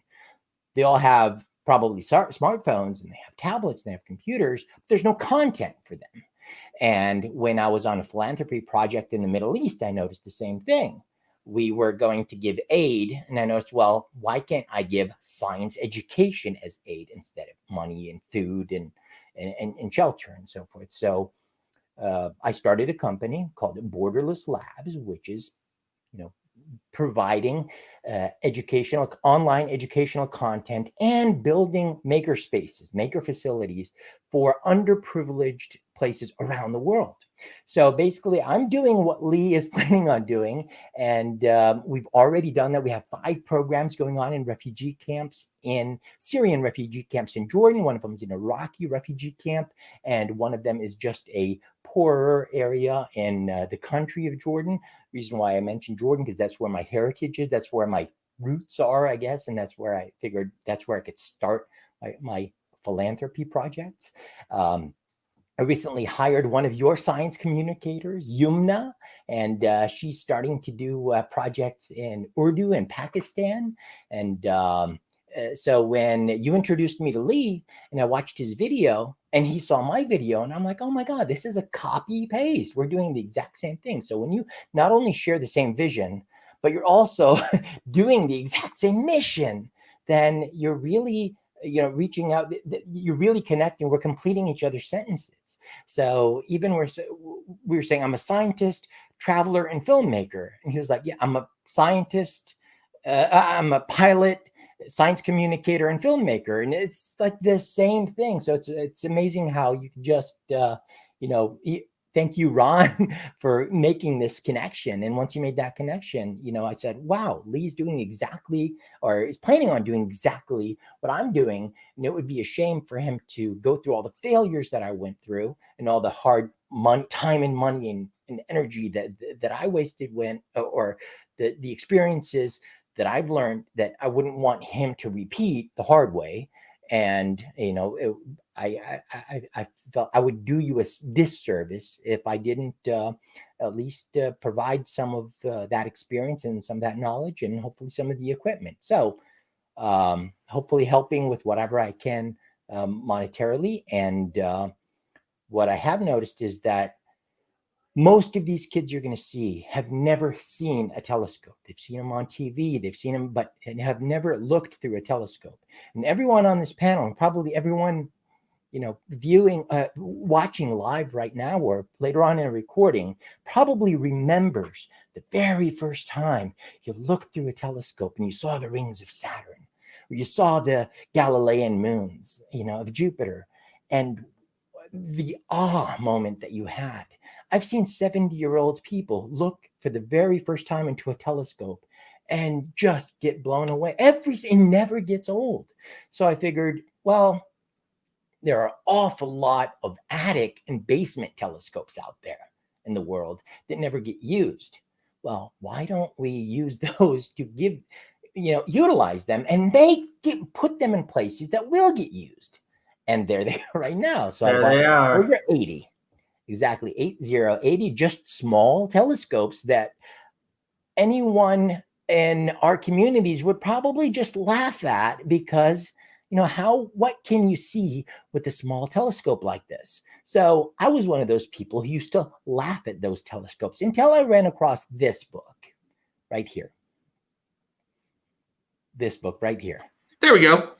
50 things to see with a small telescope. And whoa, even in the English language, people don't understand that once you get that telescope for Christmas, or for, from grandpa or grandma, and then you don't know what to do with it because you start looking, you don't know what you're looking at. Then you start looking at inside people's windows or something just to say, I'm doing something with it. And until I discovered John in a Drinking with Humans to Mars, with Explore Mars. It's called Drinks with Explore Mars, for those that wouldn't know the name of it. We have it every Tuesday. I had to buy it, and oh my God, not only are you looking at 1, 2, 3, 10, 25, 50 things, it just finally you're starting to understand the sky, starting to understand the cycles in the sky, you're starting to understand different parts of the moon, and then you start researching on your own. And I'm in my 40s, so imagine a kid. I'm like, where was this stuff when I was a kid?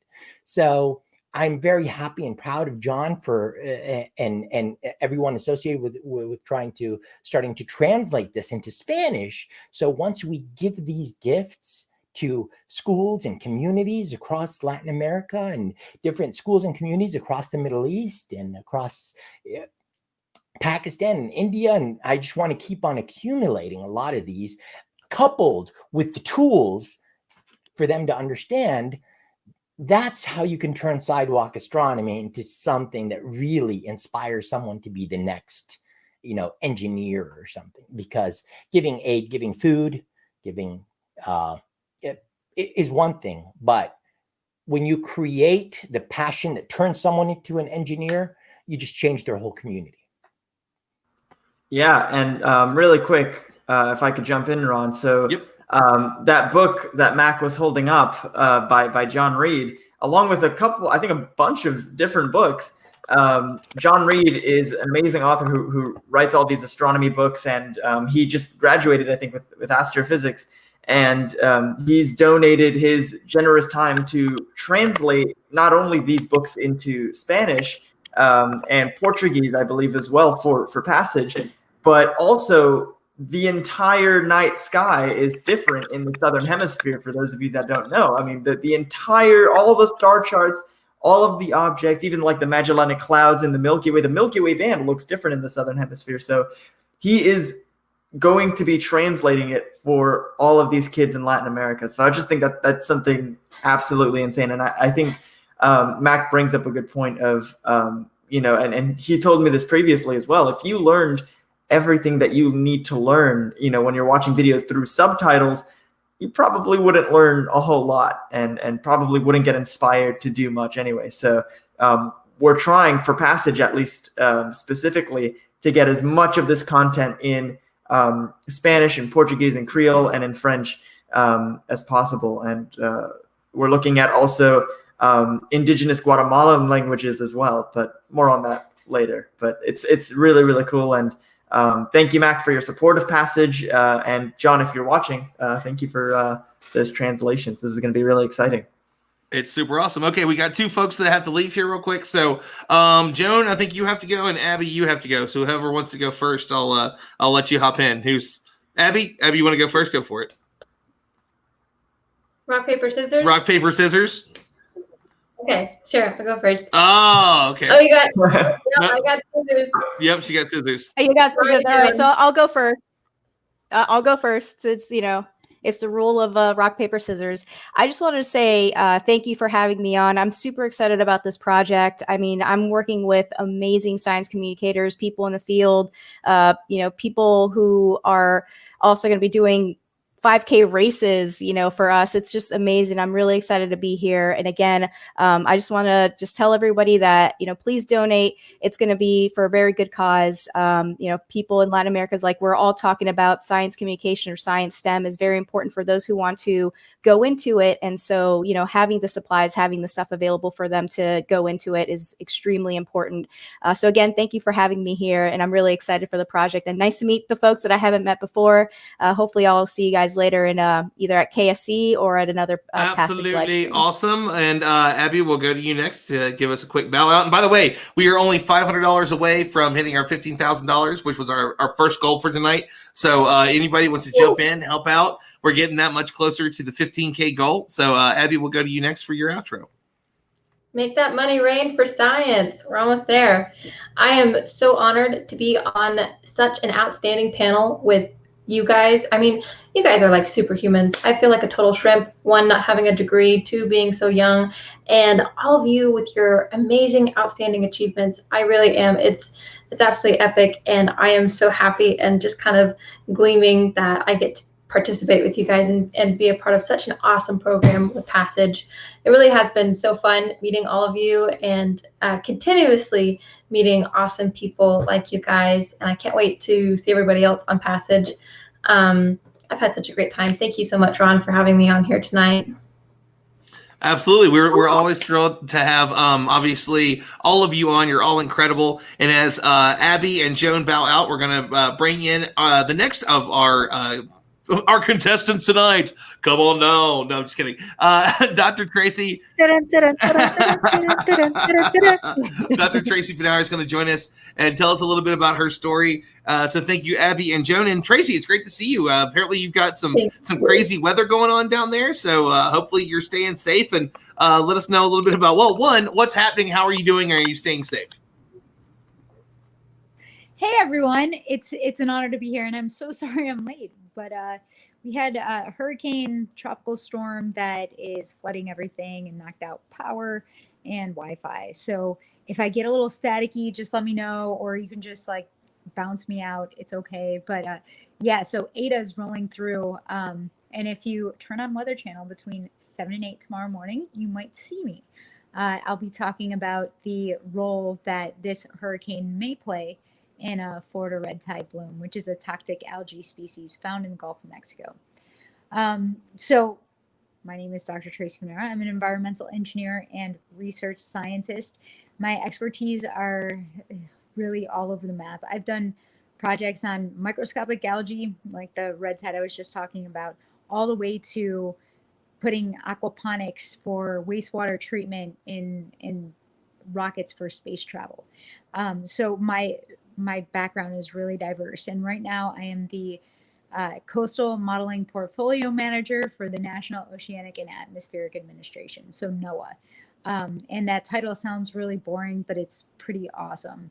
I look at how all of our systems work together from the micro level at the bottom of the ocean to the air currents in the sky, all the way to macro fauna like our charismatic megafauna like dolphins, and see how all of these systems work together in pursuit of a unified Earth systems model, so that we can predict where we're going to have floods and droughts and wildfires, and how climate change is going to play a role in all of this.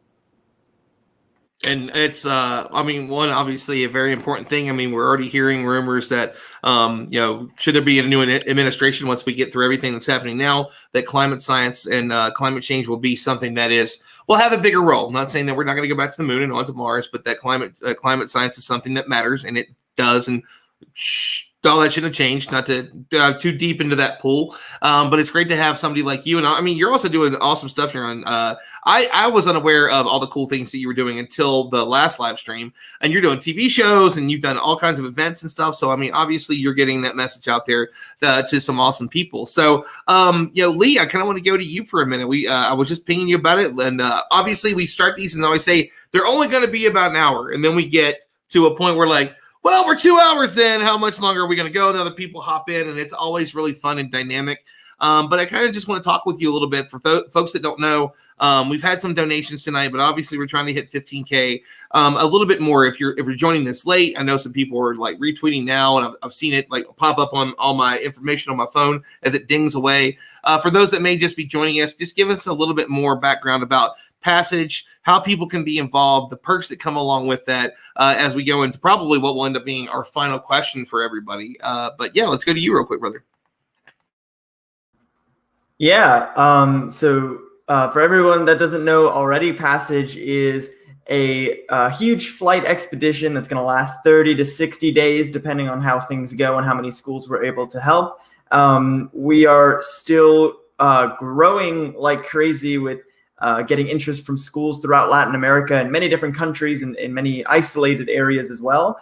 And we're taking our small research aircraft, the Spirit of Science, throughout Latin America. And the whole point of this being a small aircraft is that we can land virtually anywhere and drop off supplies and meet a lot of these kids and create a documentary about the struggles of science education in throughout Latin America and the Caribbean.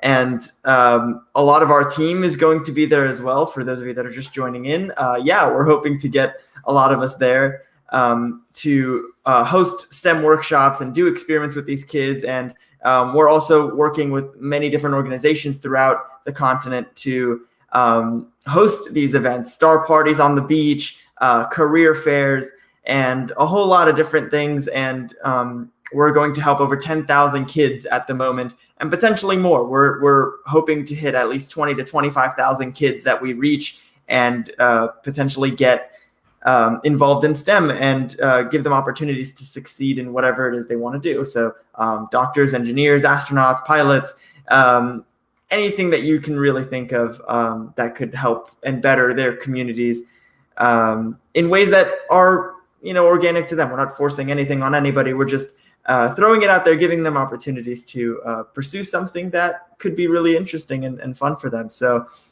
we have a lot of really cool things that you'll get for donating and for helping out. And if everybody donated probably $10 that's watching right now, we can hit $15,000 tonight within the next few minutes. So anyone that's watching, go donate $10, $25, whatever you can donate.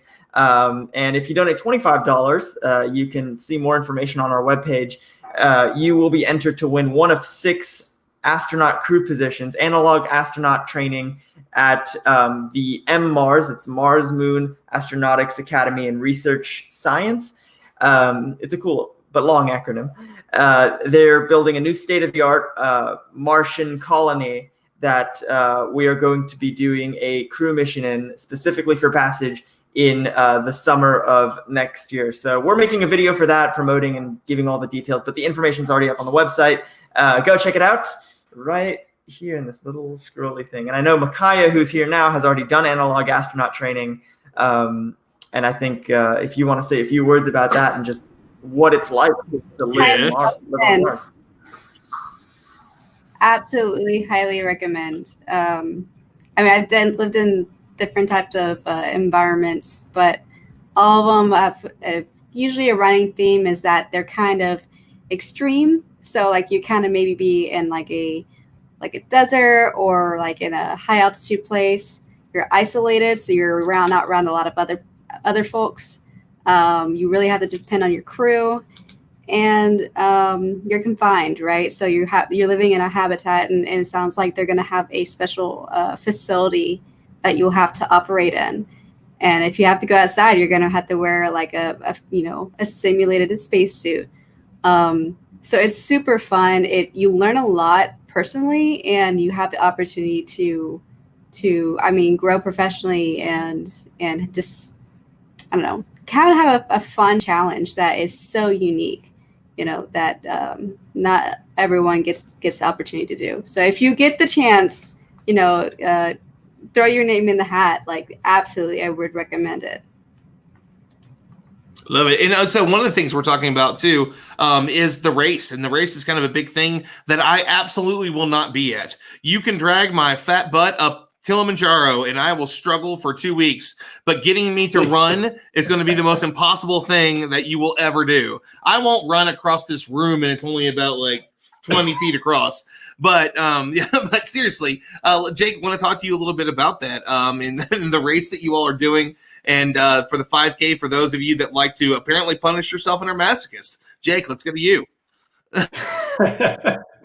Well, look, the good thing about this is I'm going to do a virtual component as well, which means if you want to walk, you want to bike, you want to crawl, if you want to count how many, you walk to the kitchen back and forth, you can do your virtual 5K that way, and you can do that anywhere in the world. And that's just another avenue we're going to use to generate funds for Passage. But without diving too into the specifics, because we kind of want to do a big reveal, we're planning an awesome 5K that we'll be running on a runway for those who have never been near an airport, near an active taxiway, near an active runway.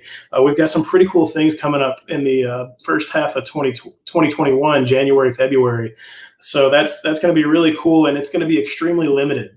So it's one of those things where it's going to be a very small crowd. We're talking a few hundred people here, and it's all benefiting Passage. 100% of the net proceeds from this race are going to go directly towards Passage. This is something that I want, that I do every day in my life. I own over 20 events, and this is just one of the few that I'm able to give back to such an awesome cause. So I'm really excited for the launch of this, and everybody, keep an eye out for what's to come. I know Lee's sitting there eating his Hershey's bar, but he can talk more about it. But we're going to be having some really cool stuff, awesome medals, really cool shirts. Wait, Jake, stop right now. Let's let Lee talk about it.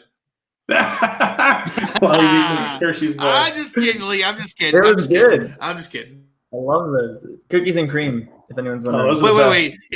But what? I mean, what you should be eating should be what, Lee? Peanut butter jelly. Peanut butter jelly. Okay, back to Jake. That's an inside joke. We'll talk about that in a minute. I mean, that's really all I've got. It's going to be one of those races that not many people really get to experience. I know a lot of runners, you're used to your, maybe up and down a beach, through downtown. There's not a whole lot of races in the country that actually get to run in and through an airport on a runway next, let alone an active runway. So it's going to be one of those things that we expect this race to sell out extremely quick, which is why we also have the virtual option. So those supporters that we have all over the country and even the world can register for this race, and you get your medal and your shirt and a bunch of cool stuff in the mail as well. Yeah, and really quick, Jake, throughout the night has been, we have a private chat here on our stream, just for everyone that's physically on the stream. And he's been talking about how he's like the least interesting person and the least qualified person to be here. But for everyone that doesn't know, which is pretty much everybody here, Jake has organized, I think, a few races, right, Jake? At the shuttle runway, the actual space shuttle runway at Kennedy Space Center. But the race that we're planning is going to be on an active runway with planes flying in and out. They're not stopping for the race. We're not going to trample anybody with airplanes, but it could be a really bad liability issue. But it's going to be a really cool event, and it's a really cool venue. It's not a regular airport that we're hoping to be at. So we'll more details on that soon. Definitely. Cool. Yeah, I wasn't the person in charge of the Kennedy Space Center race, but I was very fortunate enough to be a part of the team that produced that race. It was the Gateway to Space 5K for the American Cancer Society, and that was, out of the too many races I've done to count, that's probably one of the most memorable races that I've done, just because of where it is and just the access that I get to see, standing on that runway, looking at the plaque out there where the final shuttle came to rest. Just all the history that's there. That was one of the really cool events that I've gotten to do, and that's something I'll always remember. And that's something that I'm bringing with me to this race. I'm going to make this race as memorable as I can for all of those who participate, to hopefully continue to do this year after year and continue to grow it with everybody. That's exciting. I'm still not gonna F and run, but I mean, I'm really excited for every one of you that want to go do that and just go run and just do terrible things to yourself. Let's raise money for this, and it's awesome. But no, sincerely, thank you for everything that you're doing and bringing the nonprofit organization on, so that way larger organizations can make bigger donations and also have the ability to write that off their taxes and everything that they're doing. Absolutely. So. Yeah, okay, so we're coming up a little bit on kind of the end of time, and since we have such a large panel, what I'm going to do is go to each and every one of you and give you the time to, one, kind of talk to the audience a little bit about what this project means to you, and then also let them know where they can find you, the cool things that you're doing, your social media platforms, all of that. Lee will leave you for last, so Jacob, I'll go to you first. Let everybody know all the stuff that you're doing. Obviously, this isn't necessarily science-based, but that doesn't mean that it's not within that realm. And definitely want you to kind of give that breakdown to all and where they can find you on social media. Absolutely. So you guys can find me at southerntimingfl.com at my handle here on this side, Southern Timing. If you go to our website, you can check out all the events we're doing. And almost every event that I do, I add a virtual component so you can run it virtually anywhere in the world. And one of the cool races I do want to promote right now is the Skills USA Florida Virtual 5K Run for Champions. Skills USA is something Lee and I both started, both grew through in high school, went to national competitions, state competitions. So that's a really cool race. And Passage, to me, with the formation of my foundation, this is kind of the first big project that we're getting into, and I think it's a great way that I'm able to give back. I want to leave this world better than I found it, and I think Passage and Lee is a great way to start with that. So with the Southern Timing Foundation, we're able to take larger donations as a 501c3. If you guys want to find out more about that, you can contact us on Facebook. You can email me at info@southerntimingfl.com. And thank you guys so much for having me tonight. And I look forward to seeing y'all more in the future. Wonderful stuff. Okay, let's go to you next, Mac Attack. You're the next on my screen here. Thanks. And I do have to agree. I mean, from personal experience, we raise more money playing golf and running marathons, doing triathlons, or just shooting sporting clay pigeons than we do in any other type of fundraising that I know of, aside from bake sales. But congratulations on all these great connections and just a wonderful, perfect cause that I truly believe in. I even started a whole company based on the inspiration I got from all you wonderful science communicators. So everyone just keep doing what you're doing. You never know who's listening, because I just happened to be listening to someone who thought that nobody else was listening, and I got inspired to do something, and let's make it go viral. Man, Mac Attack. Let me bring you back down. Sarah, also, I do want to tell Sarah a very special thank you, because Sarah was nice enough.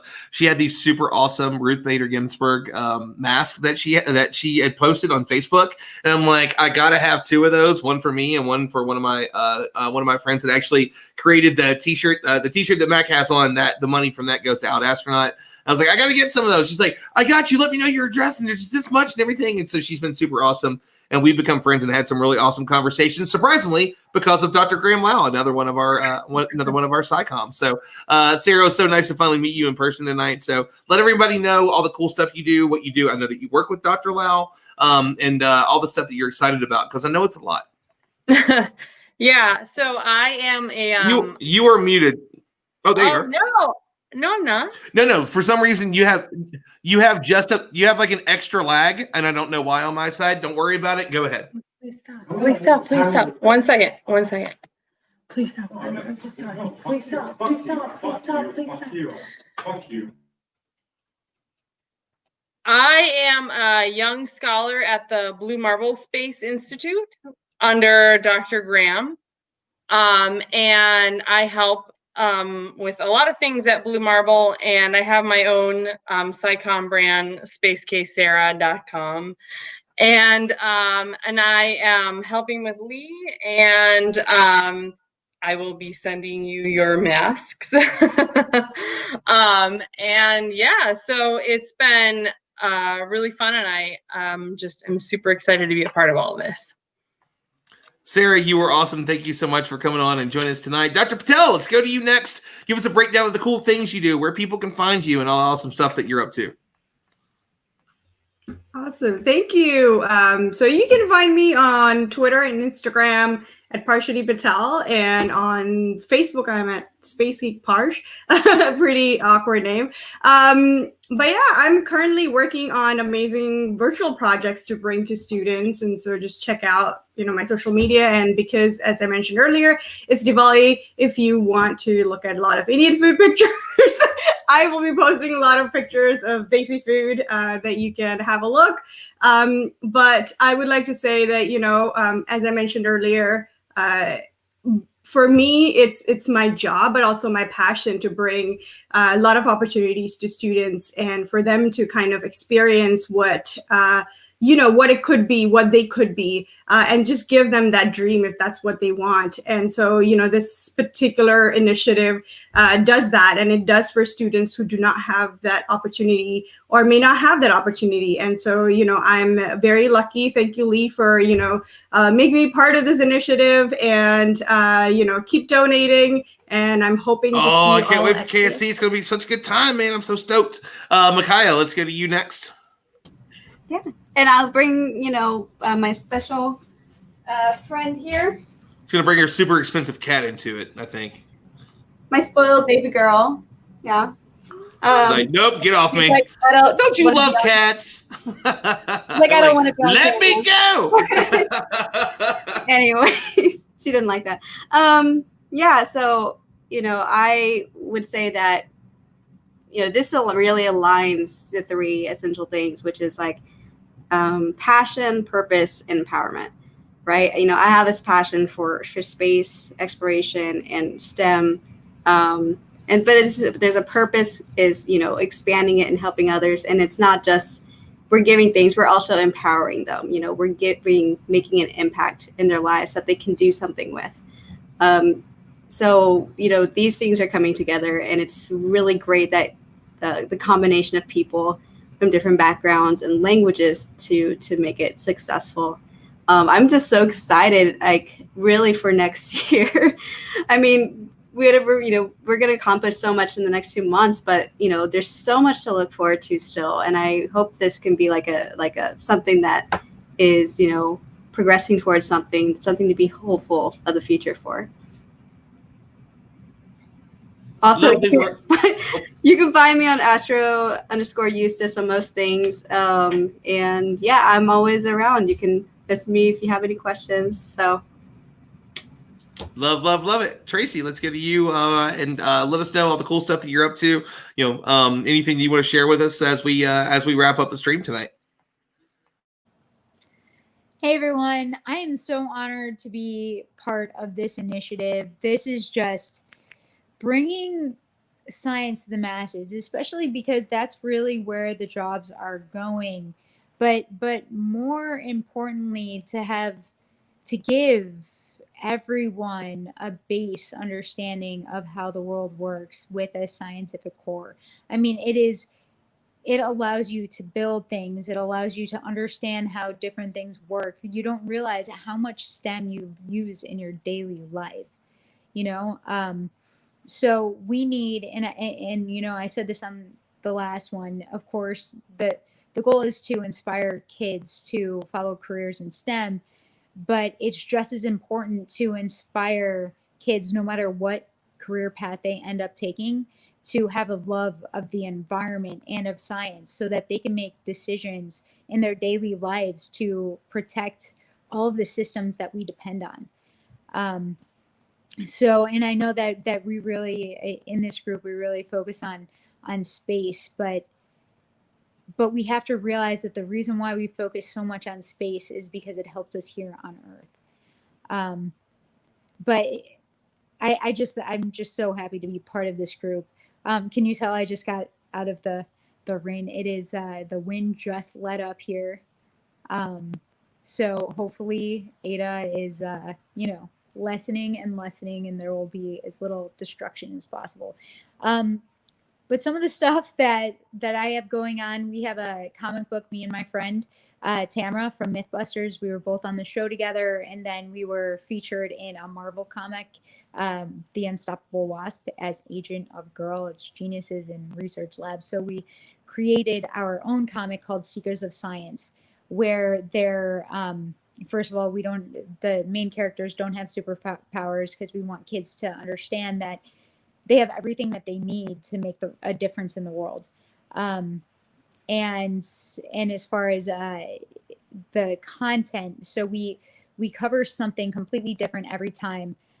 We use citizen science, real citizen scientists or community scientists that we feature in the comic, and also an actual scientist that works in the field, so that kids can see who's actually doing the work. And then also a hands-on experiment at the end with household materials that anybody can do, so that you can have kinesthetic learning at the same time. So I have that. I'm on a couple shows. One, Weird Earth, What on Earth. Weird Earth is on Weather Channel. What on Earth is on Science Channel. I'm filming for a Nat Geo show this week. And then a bunch of different stuff going on, but I'm just so happy to be part of this group. It's such an amazing group to be part of. Oh, and Planet Posse, thank you for showing up. Yeah, we've definitely had some folks out there that are fans of Tracy here tonight that have jumped in and also have donated in the past. So thank you so much, Tracy, for coming in. And also, as you work through a tropical storm, and once you had the ability to hop on and join us tonight, we've had such a great group of folks. It's always amazing to sit and speak with each and every one of you. I love Micaiah, famous by association. Wonderful what you all are doing. And as we wrap this up, I'm going to give it over to Lee for one last beating you over the head that this is something that this is so awesome and you should donate to. So Lee, take us out, man. Let everybody know kind of your thoughts and how it feels now. Approaching $15,000. It's almost like a third of what you're wanting to raise. It's only been a few months. Big goals for the end of the year, obviously, but just kind of share with us where you're at right now and how people can be involved. I mean, yeah, what the heck? It is really cool to see that, when you have an idea that is just an idea, that is just a couple of neurons firing inside your cranium, and now it's a physical thing. And, before we know it, we're running a 5K on a runway. And then before we know it, we're in South America giving kids the opportunity to see the moon through a telescope. And it's so cool to see how many people from all parts of this project, the science communicators joining in on these live streams and creating educational content very soon for these kids and helping us to raise the money and reach our goal and promote our project. The organizations throughout the Caribbean and South America that are willing to host us and lend a hand in bringing our supplies to some of these very remote and isolated schools and villages and communities. And of course, everybody that's donating, that's actually making it possible. And of course, we're doing a lot of work behind the scenes, getting amazing partners on board and doing other things in terms of just small steps in the right direction. And I think Mac and Jake already know this from previous projects that they've done. It's not just, fundraise, get stuff, and finish, and that's it. It's not 3 steps. It's every day. There's like maybe 50 things you have to do. And if you don't do it, then you kind of fall behind. And, I've had a lot of things happen to me in the past few months. A lot of it not so great. And I decided, I'm almost done with my astrophysics degree in college. And I just decided to put that on hold and focus on this because I think it's very important. And I think that we can do it. And when you believe in something 100%, you just know that if you put 100% into it, that it can work. And I guess we can close off today with, as you can see, I'm in my brother's house. This is his Bob Ross bust and his Bob Ross talking bobblehead. And we have a Bob Ross quote book called Happy Little Accidents. And it says, "We have no limits, to our world, we're only limited by our imagination. So I think that is basically how I've, not specifically this quote, but I guess just how I've thought about this thing. It's like, no one's stopping me from doing this. Like, there's obviously obstacles, and I think with anything that anybody wants to do, and especially a large scale project like this, I mean, what's stopping you? Yeah, we have obligations and jobs and all that other life stuff. But I 1000% believe in this project. I'm so grateful to have an amazing team on board with me and joining this initiative. And we're going to make it happen. And, we're here at 15,000, but, I was just looking at screenshots on my phone when we're at 6,000 and at 2,000. And it, I can't believe that we're actually at this point. So thank you, everybody, for being here. Thank you for watching. Thank you, everybody, for donating. If you haven't already, this thing right over here, click that link. Wherever you're watching from, I'm sure you'll find the link. But check it out. Check out our fundraiser. Check out what we have to offer. We have this whole thing planned down to the T. And we're for certain that it's going to happen on time. And yeah, everything is appreciated. And I guess let's do this. Hills to the so I was trying to find actually the video here real quick, because I actually don't I'm going to ask you to send this to me because I don't have it exactly, but what I want to do as we wrap up, thank you so much, Lee, obviously, for sharing that with us, but I want to share this awesome video that Lee put together to kind of share the importance of this as we bow out. So one, thank you to all of the science communicators that have been on tonight. We've had 12 15 people on throughout the show. It's been truly incredible. All of you are amazing. Some people were hop-ins. Thank you to everybody that donated tonight. If you haven't donated yet, please go do that. Again, you can see it at the bottom of the screen. And just want to say thank you to each and every one of you as we hop over to this last video to kind of share the awesome that Lee is up to. So with this amazing one, if I can get it right, trying to do a perfect segue doesn't always work like that. Normally I'm good, but sometimes we just have to, work through it. So here we go. This is the video for all of you to see. Thank you, everybody. Good night. We'll see you on the next one. Possibly 2 Wednesdays from now. Who knows? We're excited about it. Bye, everybody. And Ron, thank you for hosting. Of course. Each year, 20 million Latin American children lose opportunities to succeed in science. These kids have unfortunately fallen victim to corrupt governments, environmental disasters, and extreme poverty. My name is Lee. I'm a pilot, filmmaker, and science communicator. And this is Passage, providing aid in science for South America's general education. There are schools falling apart throughout the entire continent, and science education is falling far behind. We need your help filling this plane, the spirit of science, with thousands of pounds of books, school supplies, technology, and teacher training material. These will be flown directly to our over 2,000 Caribbean and South American students. Passage is home to a growing team of world-renowned science communicators, researchers, and trailblazers. By donating, you'll have the opportunity to join us for some incredible experiences, like tickets to Kennedy Space Center for our Passage documentary premiere, access to live online discussions with the pros, and even a flight on board the Spirit of Science. Please donate what you can and be sure to share this fundraiser with your friends and family. Passage. Let's provide education through exploration.